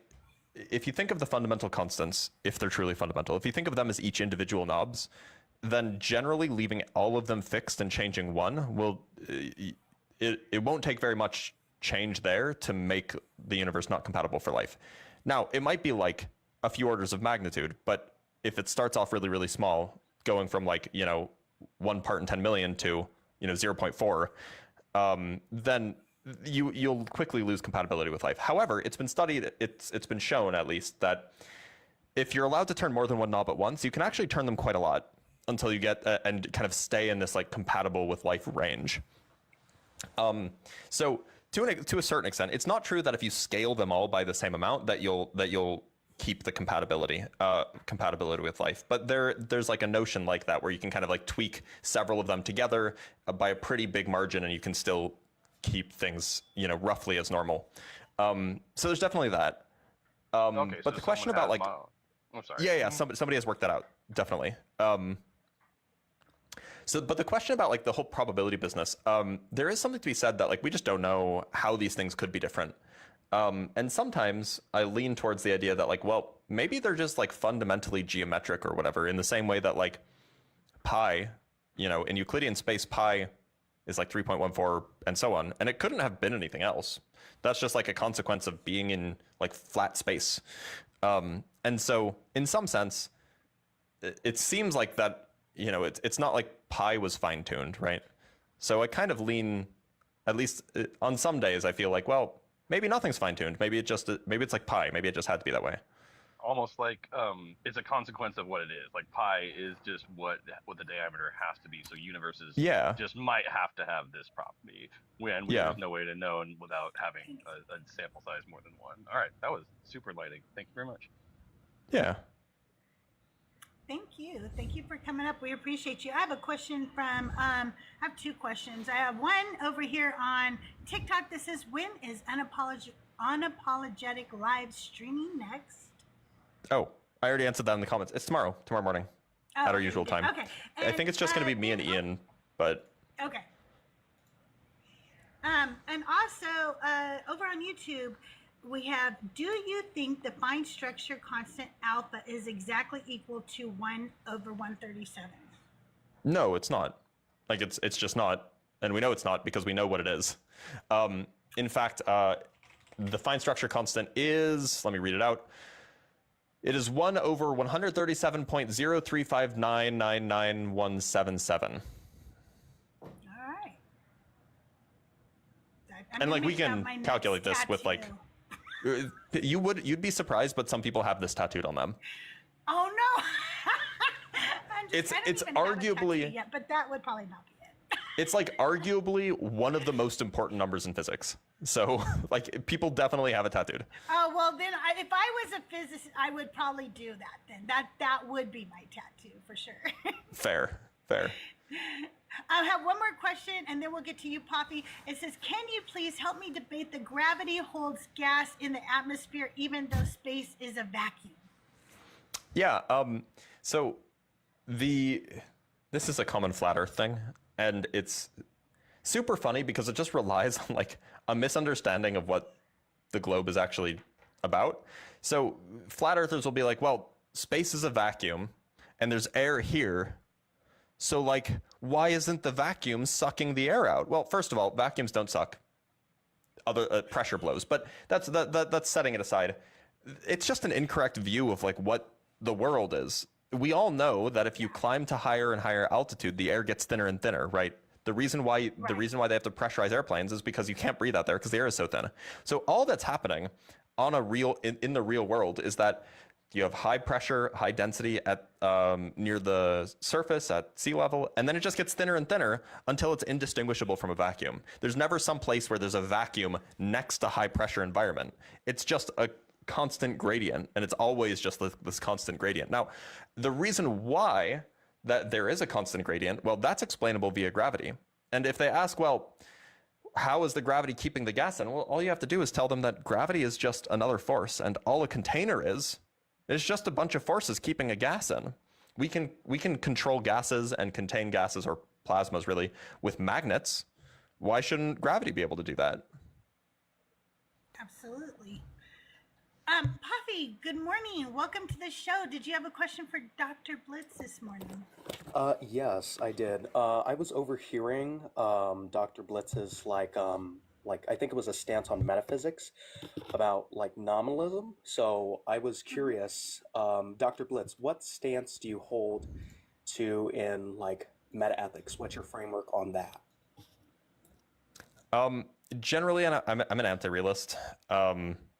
And so I just take the position that like, look, I have certain stances, I have certain values. For whatever reason I have these, maybe it's partly genetic, maybe it's partly environment, but these are things that I care about. And so when I see something that doesn't align with those stances, I call it bad. When I see something that does align with those stances, I call it good. I don't know if like, I guess like some people would call this just like appraiser relativism. I think that it's not quite the same as emotivism, but it's, I suppose it's closely related. Generally, my view is like, look, people have views about things. They have like preferences, they have values, and that's how people come to ethical positions. Okay, gotcha. Thank you so much, Dr. Blitz. Yeah, of course. Thank you for coming up. We appreciate you so much. You guys, the guest box is open. If you have a question for Dr. Blitz, just come on up. We're only doing the live questions on TikTok, but you can also put your questions in the chat over on YouTube, or you could put them here. I do have a question over here from Ashtaroth. Why is Pi Day more popular than E Day? Justice for Euler. Well, that's because pi is a better number. Yeah, pi is just a better number. Pi shows up in more places than E does, probably. That's probably true. Okay, and then I have another question over on YouTube. Dr. Blitz, has Ian convinced you of objective morals yet? No, and I will go down with my nominalist ship. Yeah, I was talking to somebody in the Deconstruction Junction Discord, and I did not realize that Ian believed that there was, objective morals. And so he said, I think Justin and Ian should debate this. And I said, why would they debate that? And that's when I found out. I was like, oh, I didn't know that. And so here's a secret. Here's a secret. I don't actually know if Ian actually believes it. However, Ian is unscrupulous when it comes to debates and is happy to Ian is like, if you guys don't know this, Ian is like a genuine debate lord. They were like top 3 in the country in like high school or college debate or something like this. So like this is absolutely a thing that Ian is happy to defend a view that sounds good and is easy to defend and is rhetorically strong, even if they don't believe it. Now, I'm not saying that Ian doesn't believe it, but surely I don't think Ian is nearly as confident about it. It's just really, really strong rhetorically when you can run the reverse problem of morality. So I don't actually know what Ian actually believes. I suspect that they're significantly less sure of things than than they seem when they're doing debates, though. Yeah, I can see that. Another question from chat: does a black hole delete information? Probably not.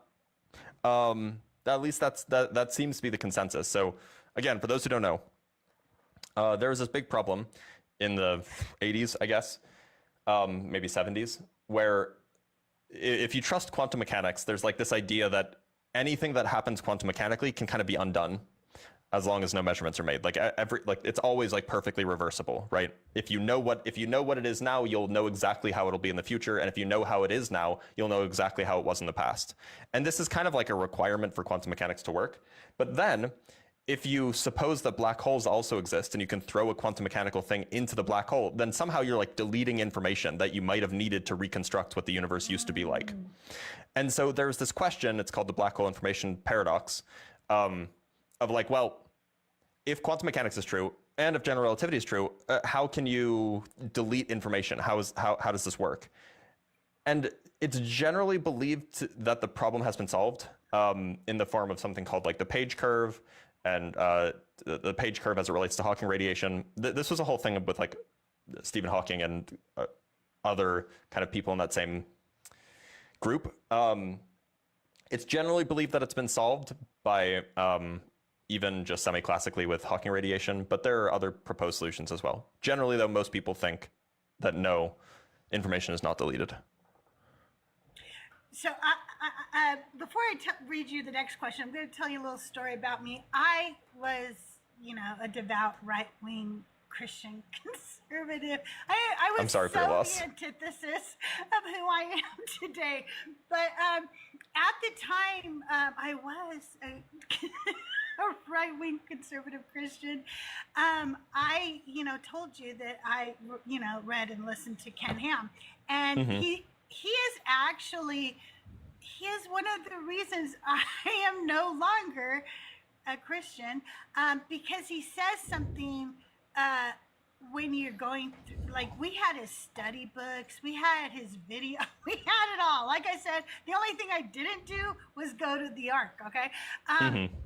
And because actually, I don't know. I think I was always questioning all of this, but I just wasn't brave enough when I was younger. And he said that Genesis is the foundation of the religion, and that if Genesis isn't true, then none of it is true. And I just want to thank him for saying that, because that's how I realized that none of it is true. But that being said, Dr. Blitz, what do you think about answers in Genesis? That's the question for you. I think it's, unfortunately, it gives off an air of authority. And I think that people, well-meaning people, can find themselves on answers in Genesis and then just read it, and it sounds sciencey, it sounds believable, so they just end up believing it. So I think it's actually like super sinister, because they're using the language of scientific rigor to sell nonsense. That said, I mean, in some sense, Christianity really does fall apart if Genesis chapter 3 is false, right? If Eve didn't actually exist and didn't actually eat from the tree of knowledge, right? If none of that happened, then there is no original sin, and so Jesus didn't need to die for everybody, right? So it is true. Ken Ham makes a good point. If Genesis chapter 3 is false, then Christianity is false as well. Right. At least interpreted literally, like the requirement why Jesus had to die and all of this stuff, which, like, a lot of Christians don't think that the Garden of Eden happened. At least like the reasonable ones don't. But almost every Christian thinks that, yes, everybody has original sin, and that's why Jesus needed to die for us.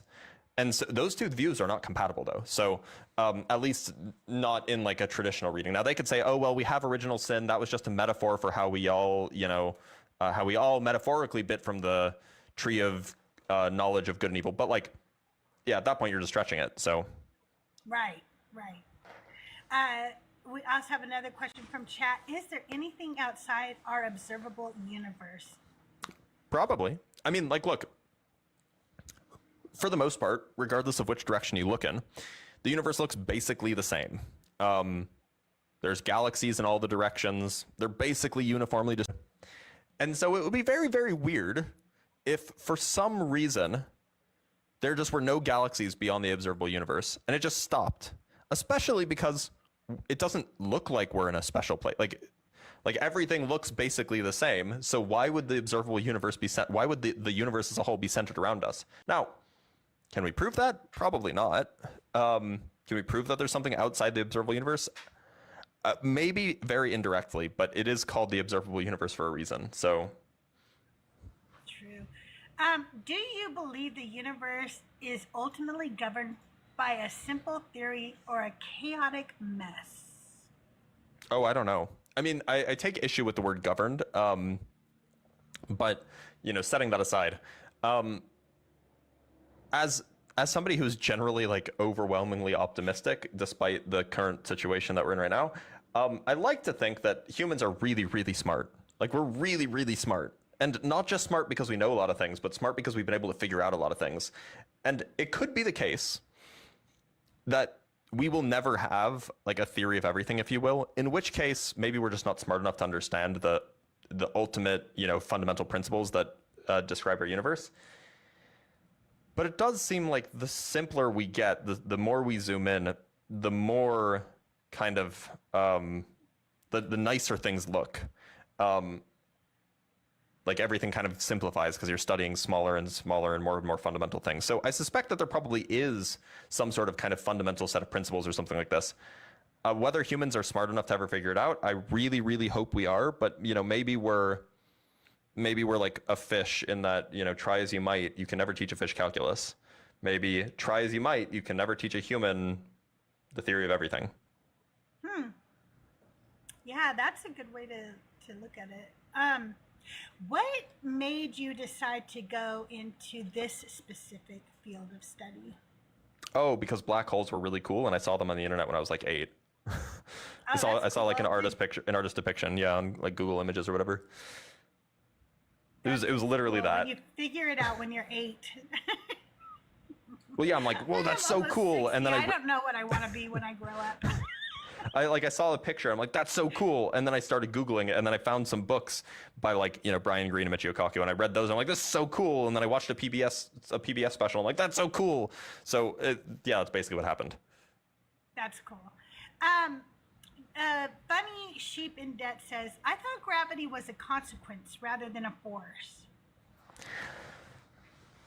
It depends on what you mean, what a force is, right? I mean, like, in some sense, if by force we just mean whatever makes something not move in a straight line, well, now we have to talk about what's a straight line, right?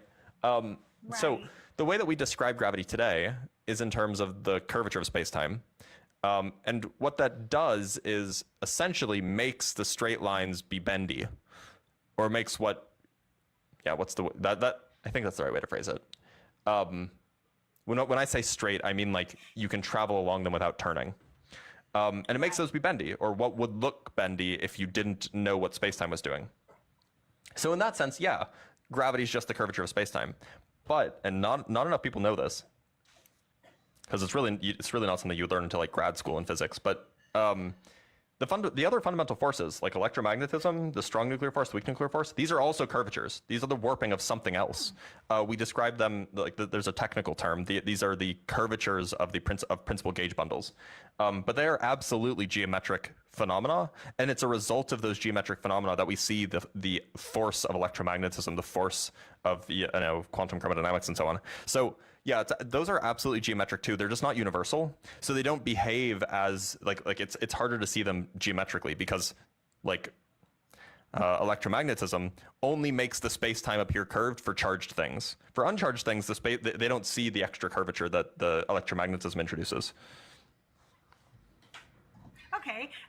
In a minute, you guys are going to hear some noise in the background. I'll try to mute up when Dr. Blitz is talking, but that's because it's coffee time for my daughter. So if anybody wants an espresso, she's making them right now. Put your orders in. Shays also says, how do virtual particles exist if they don't exist? Oh, they don't exist. They don't. They're made up. Hooey. Mathematical farce. What determines a limit to how many worlds? Well, okay, this is talking about the many worlds interpretation. So for those who don't know, the many worlds interpretation is a way of understanding quantum mechanics, and kind of like the standard pop science way of describing it is something like, oh, well, every time a quantum thing is measured, the world branches, and there's like one world where you measure one thing and another world where you measure the other thing. And like that's good. That's like a fine description for like really simple systems that you don't think about too much, but like it's not really accurate. In the many worlds interpretation, there's just one thing. It's the wave function. And the wave function occupies, or the wave function takes on a certain state. And the way that that state evolves depends on the various things that are happening in the world, for example. And because of the way that we understand the world, that we think about it in terms of like these macroscopic things that are separated by distance and like we have a single conscious experience, for example. And so we kind of, the worlds of the many worlds are really like constructs that we produce to try to better understand what's going on, but they're not like really there. There's nothing like, there's no fundamental thing separating worlds. If this interpretation is true, it's more of like it's like a subjective thing of the way that like an agent can understand the world. Okay, so a follow-up question from Carlos says, does determinism and many worlds make it possible to simulate a local contained reality? No. If I understood the question right, no. Okay. Dirty, how are you today? Welcome to the show. Did you have a question for Dr. Blitz this morning? Good morning, Crystal. Good morning, Dr. Blitz. Yes, I sure did. Dr. Blitz, many years ago, I had read an article, and I know this isn't the title, but it was something to the effect of visualizing automotive emissions. And, it basically was a layman's way of kind of, picturing what so many miles of driving emits into the atmosphere as far as carbon gases. And the assumptions were, an average, mile per gallon of around 25 miles per gallon. The weight of gasoline being, somewhere around 6.5 pounds, I believe. And a combustion efficiency in an internal combustion engine of about 30%. And, kind of going through the math in the article, they were saying, roughly for every 50 miles a vehicle is driven at that, average fuel economy, it's essentially pooping out a 10-pound bag of, charcoal. And I wanted to get, in gaseous form, of course, I wanted to get your input on that. Well, I mean, yeah, like it's basically true. The gasoline ceases to exist and it turns into various compounds, right? If the gasoline is basically just a bunch of carbon atoms stringed together with some hydrogen stuck on the end, then, and that's roughly what a hydrocarbon is, hence the name hydrocarbon. When you break it apart and you combine it with oxygen, some of those hydrogen atoms will combine with oxygen. Some of those carbon atoms will combine with oxygen, and you'll end up with various compounds, some of which will be basically just pure CO, or I mean, one of those compounds is pure CO2. There will be some other compounds that are also created. But yeah, I mean, like in some sense, all of that mass has to go out the tailpipe. And if you're, if you're burning efficiently, you have like a good engine, you want as much of it to be combusted into CO2 because CO2 is the most stable of these kind of emission things. And so, you'll produce that because it'll give you the most energy, the most bang for your buck, if you will. So yeah, almost all of it will be carbon dioxide, basically. I mean, so is there assumption that, the equivalent of a 10-pound bag of charcoal every 15 minutes or 50 miles, pretty accurate? I mean, I'd have to do the math myself, but like, yeah, that's the kind of thing that's plausible to me. Yeah. Okay. That was my question. Thank you both very much. Have a great day. Of course. Oh, I was muted. Thank you so much for coming up. I really appreciate you, Dirty. We have another question in the chat. Listen, if you spam your questions, you're going to get muted. So don't spam them. I'm doing my best to read them, get to them as quickly as possible. And some of them, you guys are spamming that he answers, and then you still spam it again. So listen for his answers, okay? How is branching defined in Hilbert's space in the many worlds interpretation? Yeah, so it's not.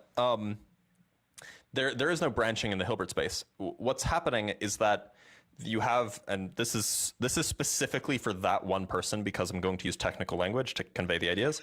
So everybody else, if you want to, you can close your ears and it won't matter. But don't, you should listen anyway. Anyway, so the wave function is going to be in some state of the Hilbert, the wave function will be in some state, it's in the Hilbert space. And there will be certain basis, there will be, being a Hilbert space, it has perhaps an infinite dimensional dimensional set of basis vectors. And some of those basis vectors will, I mean, you can always choose different bases, but if you choose the right basis where each basis vector corresponds to some macroscopic state of the universe, then what you're doing when you say that there is different branches of the universe is you're saying, look, you have a vector that's in a superposition of multiple different macroscopic states. And because they're basis vectors, they're orthogonal, and orthogonal states in quantum mechanics can't interact with each other. And so those two components of the wave function that live in say 2 or a million or a trillion or whatever different orthogonal basis vectors that correspond to macroscopic states, those are essentially different worlds, if only because they're two different pieces of the wave function that can't communicate with each other. Okay. Also, I have in laws of nature, if laws of nature are computable and consciousness is natural, why can't we simulate it? Why can't we simulate consciousness? Well, perhaps you can. I think so. Yeah, I mean, maybe you can. Like human brains are just really, really complicated. So it wouldn't be surprised, considering we've only had computers, we've only had genuine microchip computers for 50 years. It wouldn't be surprising if we can't simulate the human brain yet. Okay, well, Bunny, welcome up to the show. Did you have, I had to mute you, so you'll have to unmute. Did you have a question for Dr. Blitz this morning? I'll send you an invite to unmute.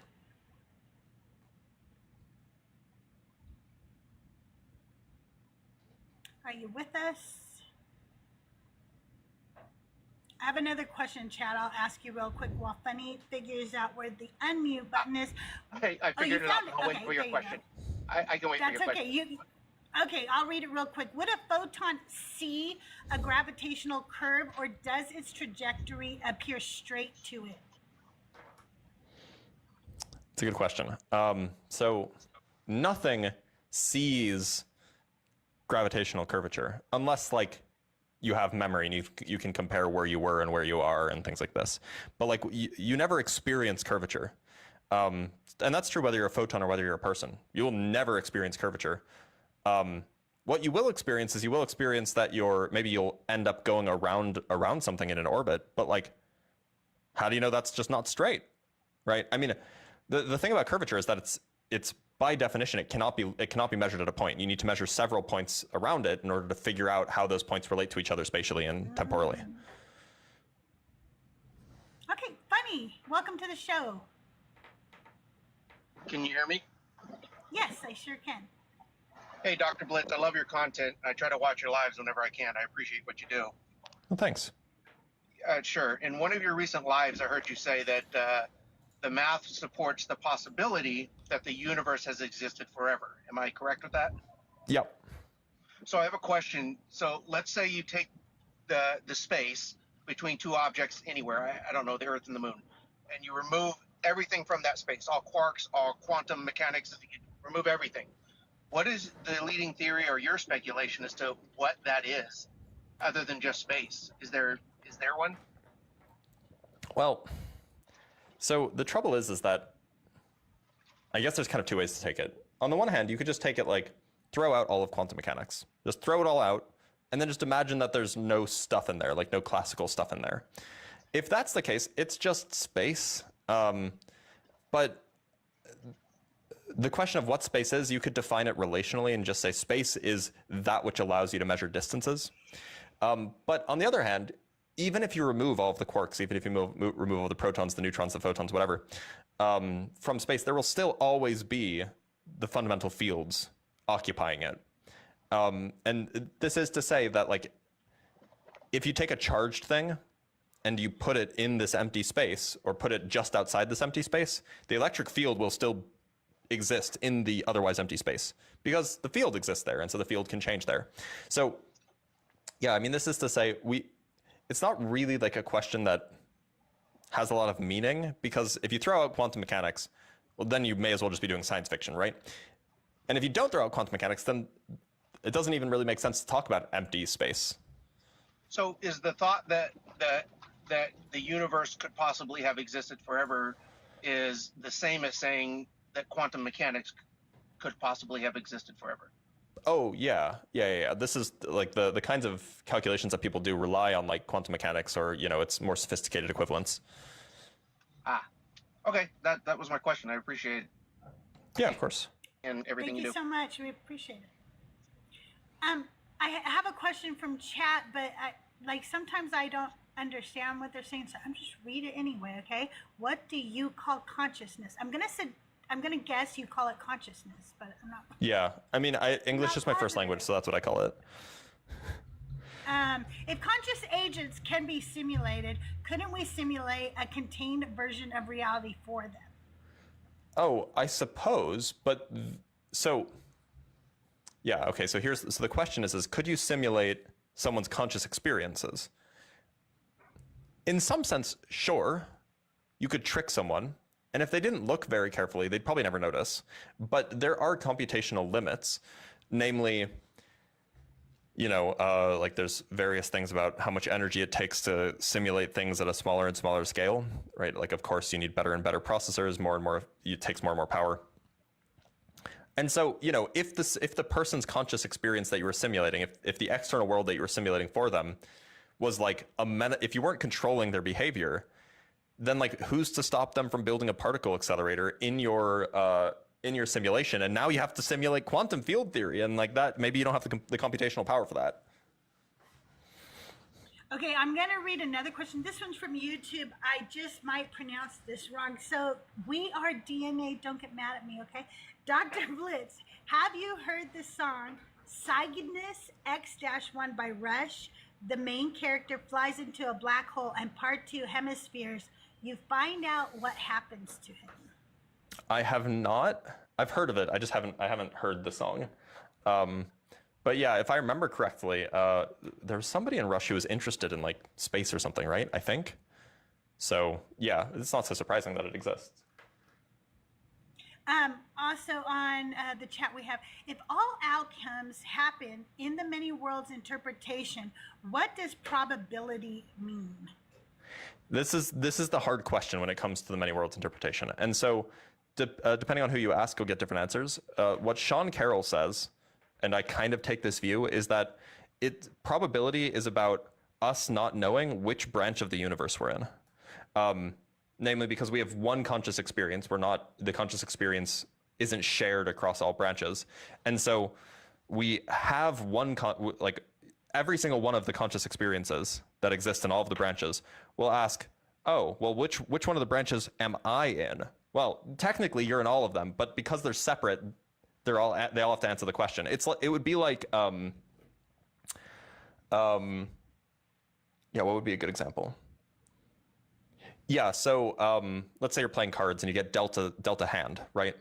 You're definitely gonna have cards. You're definitely going to have cards, and those cards will definitely be 1 through or 2 through 10. There will be aces, kings, jacks, queens, whatever. You'll definitely have cards, but you don't know what those cards are. That doesn't mean that those cards are random. It just means that you lack information about which things you've been dealt. And so the way that at least Sean Carroll views it, and the way that I think is probably right, is that it's more about, he uses the phrase self-locating uncertainty. You don't know which branch you found yourself in. And so that's what the probability reflects. It reflects your knowledge of, or how good your knowledge is at predicting which branch you will actually be in. Okay. Also, Carlos has a question. He says, can many worlds be falsifiable? Yeah, just prove that the Schrodinger equation doesn't hold. Okay. It's hard. It's hard to do, but yeah, do that. Also, Drago says he's the one who asked about consciousness, and now he's clarifying. What does consciousness mean to you? I don't know. I don't have a really good understanding of theory of mind. I have thoughts about what, but like I don't even think that people have good definitions of consciousness. So yeah, I try not to talk about it because it's just I don't think anybody really knows what they're talking about. Okay, and yet there's another question on it. Is a virus conscious? No. Whatever consciousness is, well, maybe. I mean, if consciousness is something that everything has, then sure. But otherwise, I think whatever consciousness is, it's something that requires a brain or something like it. Yeah, exactly. All right, you guys, if you have questions for Dr. Blitz, the guest box is open. Thank you for 68,000 likes. Thank you for all the new subbies. If you're a subscriber, drop some stickers down in the chat so people can see the fun stickers we have. I also have a Discord. The link is in my bio. And of course, don't forget to join the Deconstruction Junction Discord. We are a large community, getting close to 5,000 members now of people who have deconstructed or are helping others deconstruct from harmful religions. So join the Deconstruction Junction Discord today. Also, if you are over on the YouTubes, could you please go subscribe to my channel? It's absolutely free. I am CrystalJae, all one word, and J is Jae. And yeah, I am so close to my 500 subscribers over there, and I'd really love it if you guys could help me reach that goal. Ashira, how are you today? I'm good. Thanks for having me up, Crystal. How are you? I'm doing good. Did you have a question for Dr. Blitz this morning? I do. Hi, Dr. Blitz. I was Howdy. just wondering, I usually check in on your lives about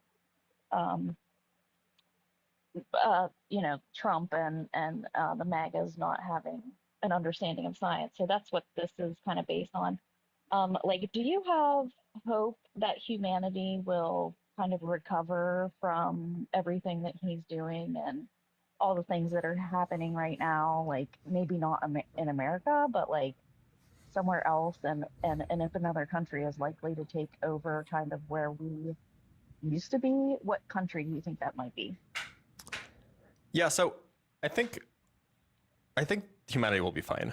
I mean, humanity survived a lot worse. There are nukes involved now potentially, which maybe signals the end of humanity. But I don't think humanity is going anywhere anytime soon because of Trump. Now, there might be other reasons why we cease to exist, but yeah, I think humanity will be fine. Certainly not the United States. The United States has the kind of damage that's been done amongst the scientific community and the trust in institutions. It will take decades to undo. But there are other places.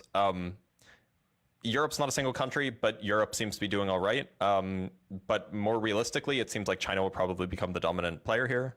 And the only thing that they're really missing is kind of like a reform with regards to speech laws, because a lot of scientists would be happy to go to China and work there because they're offering really, really good deals. It's just a lot of people are hesitant because academic freedom and all that kind of requires free speech.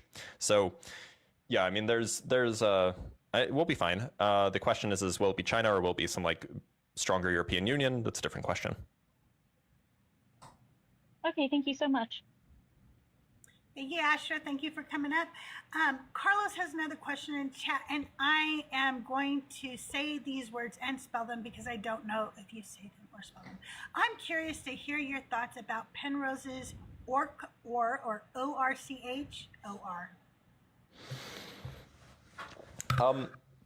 So Penrose's idea is that gravity. So there's kind of two ideas here. Penrose has this cute idea that gravity is the cause of quantum mechanical collapse. It's a fine idea. You propose it, talk about it, see if it makes any good predictions.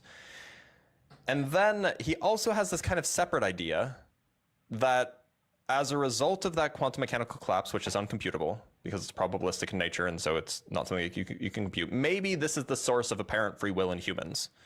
Because, you have tiny, tiny little gravitational perturbations, and maybe this gives rise to some sort of collapse mechanism in the brain. And those are kind of two very separate ideas. So the possibility of gravitationally induced collapse for quantum mechanics is sorry, one sec.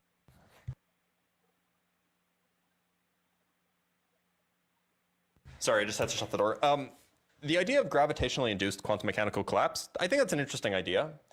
Then following that up with, this must be the source of consciousness, I think that's less serious, and I don't even think that Penrose takes all of it so seriously. That guy, what was his name, Stuart Hameroff, has kind of taken the idea and ran with it, and kind of just kept Penrose's name attached to it for the last 20 years, even though he's kind of like not being as serious about it, I guess. So yeah, generally I don't think it's likely to be true, but at least the collapse part I think is at least interesting.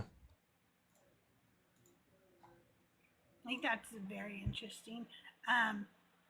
You guys, the guest box is open. If you have any questions for Dr. Blitz, come on up. If you have questions over on YouTube, ask your questions in chat. You could tag Deconstruction Junction. I am logged in over there, so go ahead and ask your questions over there as well. And I need some friendlies to come up because very soon we're going to play everybody's favorite game that I made up called Divine or Decline, and we're not going to leave Dr. Blitz up here to play alone. So y'all put your requests in the guest box so we can get you up here for the game. Where did you go to school, if you want to share? I don't want to share. I went to a big university for undergrad. Let's put it that way. Okay. And what was your wait? We've got guests, so I don't have to come up with the questions. They're coming up to either play or ask questions because I think that Grandma is up here to play a game with us. Oh, yeah. Or did you have another question? Okay, Fluffy, You know me, did I you could have go a on all question? day, but I'll just play. Fluffy, did you have a question for Dr. Blitz? Nope, I just heard game, and I'm like, Okay, yes. all right. We're going to play the game in just a few minutes. Yeah, I'm not going to do that either, Gray. I realized as soon as I started to say it, I was like, oh, don't ask that question either. But if you guys have questions and you don't want to come up, you can ask them in chat. Also, if you are over on YouTube, you can ask them over there as well. So you were very young when you decided that that's what you wanted to do. Oh, we got another guest request. This might be for the game, so we might just start getting to the game. Dr. Blitz, were you here when we played with Ian, Divine or Decline? I don't think so. So I don't know the rules. Okay. All right, I'm going to tell you the rules. It's a fun game. Wait, let's see. We have one more guest coming up. Oh, well, let's see if Matlock has an actual question. Because, etc. Did you come up to ask a question or play the game? Well, I have a question. Go ahead. And hopefully somebody didn't talk about this already because I missed the start of the live. But on a show recently, Mezzo spoke about a new thing he read that in the eternal crunches and bangs or expansions, there's a theory that each new expansion could have different constants, like the law of gravity could be different, which would alter like the whole path of the universe, right? And I'm wondering, Dr. Blitz, if you've heard about this or if you have thoughts that like each round of the universe could have different constants. So I am not familiar with the thing specifically that Mezzo was talking about. That said, there are some ideas that I've heard of that are similar to that. Generally speaking, though, it's not really a cycle if it doesn't repeat itself, right? So that would be more of just kind of a sequence of events, and then you still have, yeah. So okay, let me back up. There are things that I've heard of that are similar to that. Maybe there's something new that came out recently, some new model that somebody put forward that has that. If so, I haven't seen it. Okay. I had never heard of that before either, and it was very interesting to me. Just the thought of like, oh, maybe each iteration is a little different, which would, I don't know, it would have so many different implications. Maybe there's a version of the universe where life is much more prevalent than the one we're in, or maybe much less. Sure. I don't know.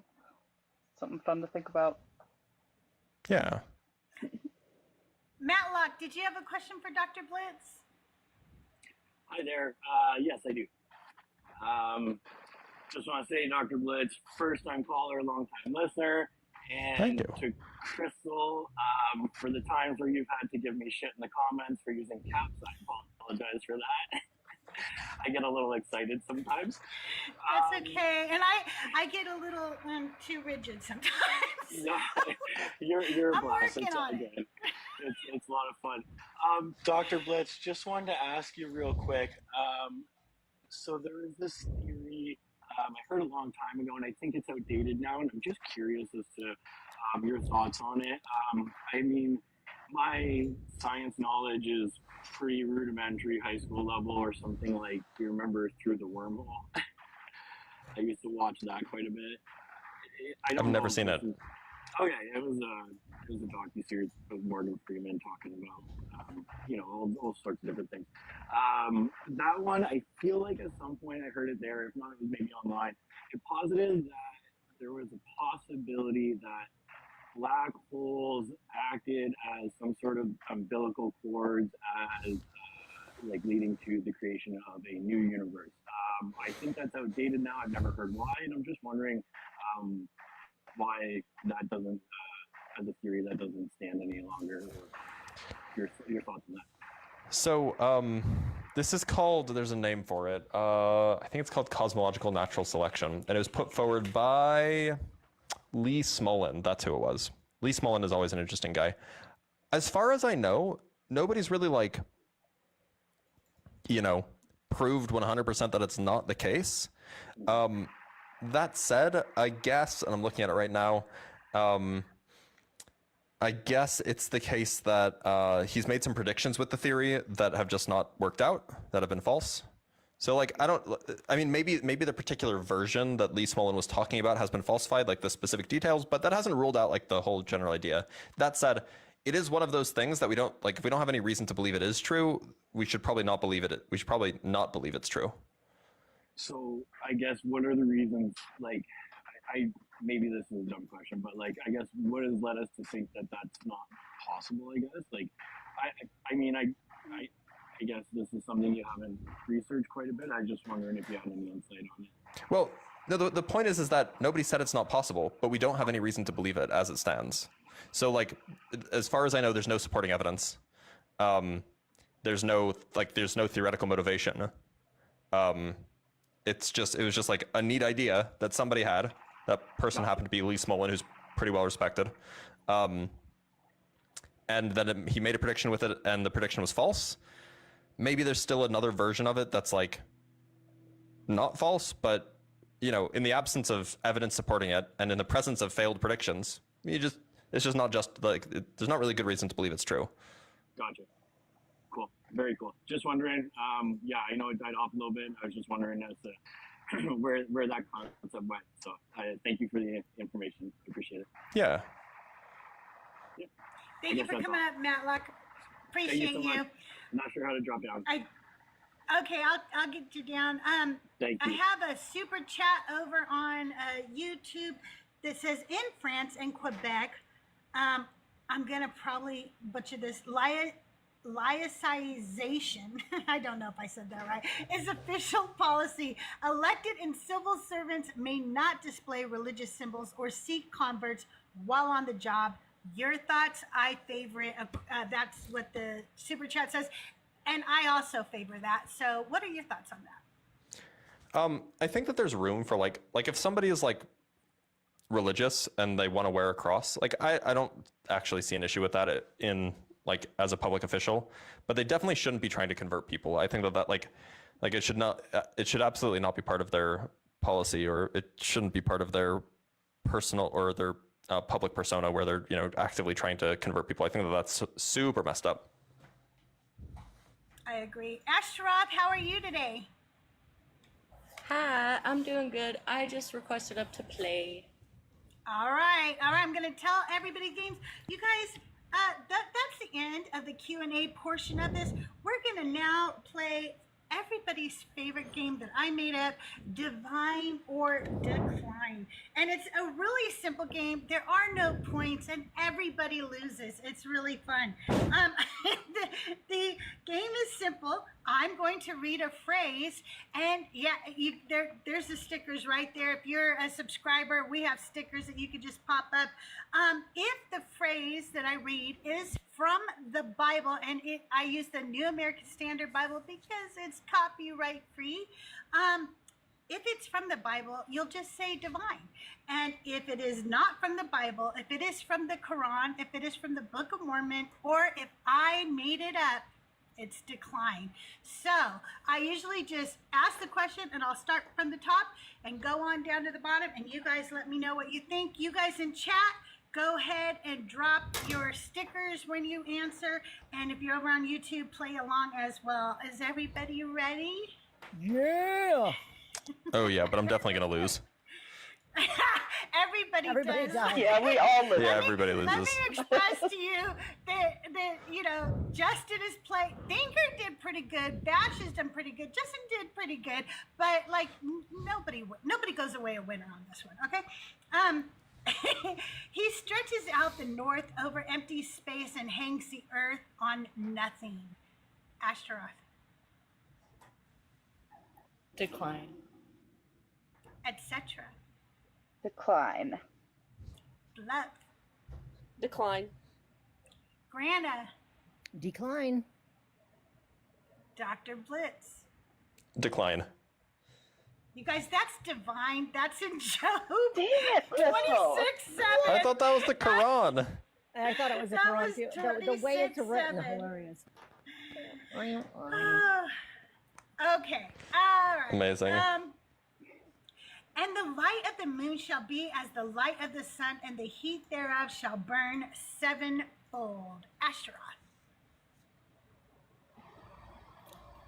I'll go with divine this time.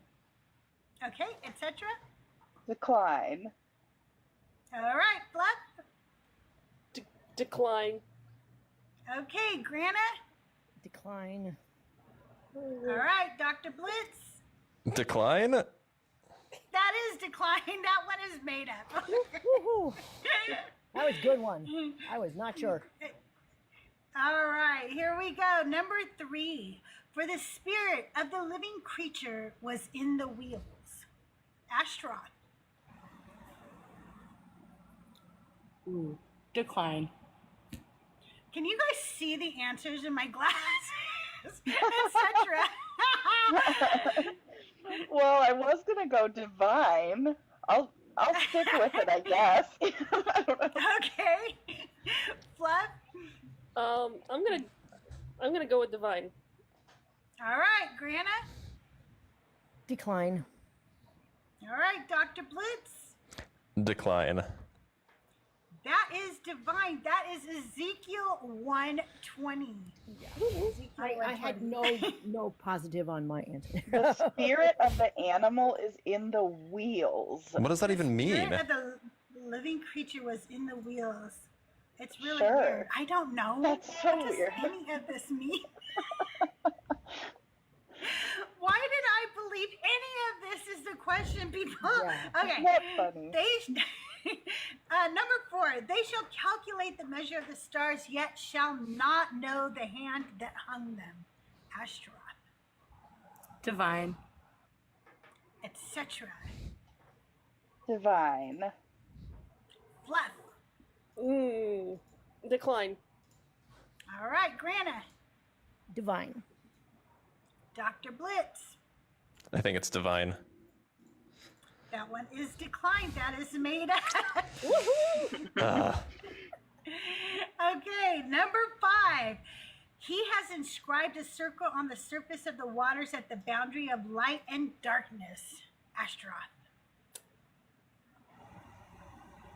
Oof. Decline. All right, etc. Decline. Fluff. Divine. Grana.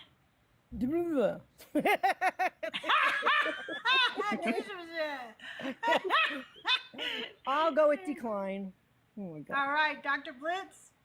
I want to say decline. That is divine. That is Job 26:10. Job has a lot of stuff in it. Okay. Number 6. And the seed did divide after its kind, each according to the pattern set by God, and none crossed the order. Ashtaroth, Decline. etc. Decline. Bluff, Divine. Grana, Decline. Dr. Blitz. Decline. That is decline. That is the Book of Mormon. I for some reason I didn't put down where I got that from, but somewhere in the Book of Mormon. Number 7. Then the stars will fall from the sky, and the powers of the heavens will be shaken. Ashtaroth, Divine. etc. Divine. Fluff, Divine. Grana, Uh-oh, divine. Dr. Blitz. Divine?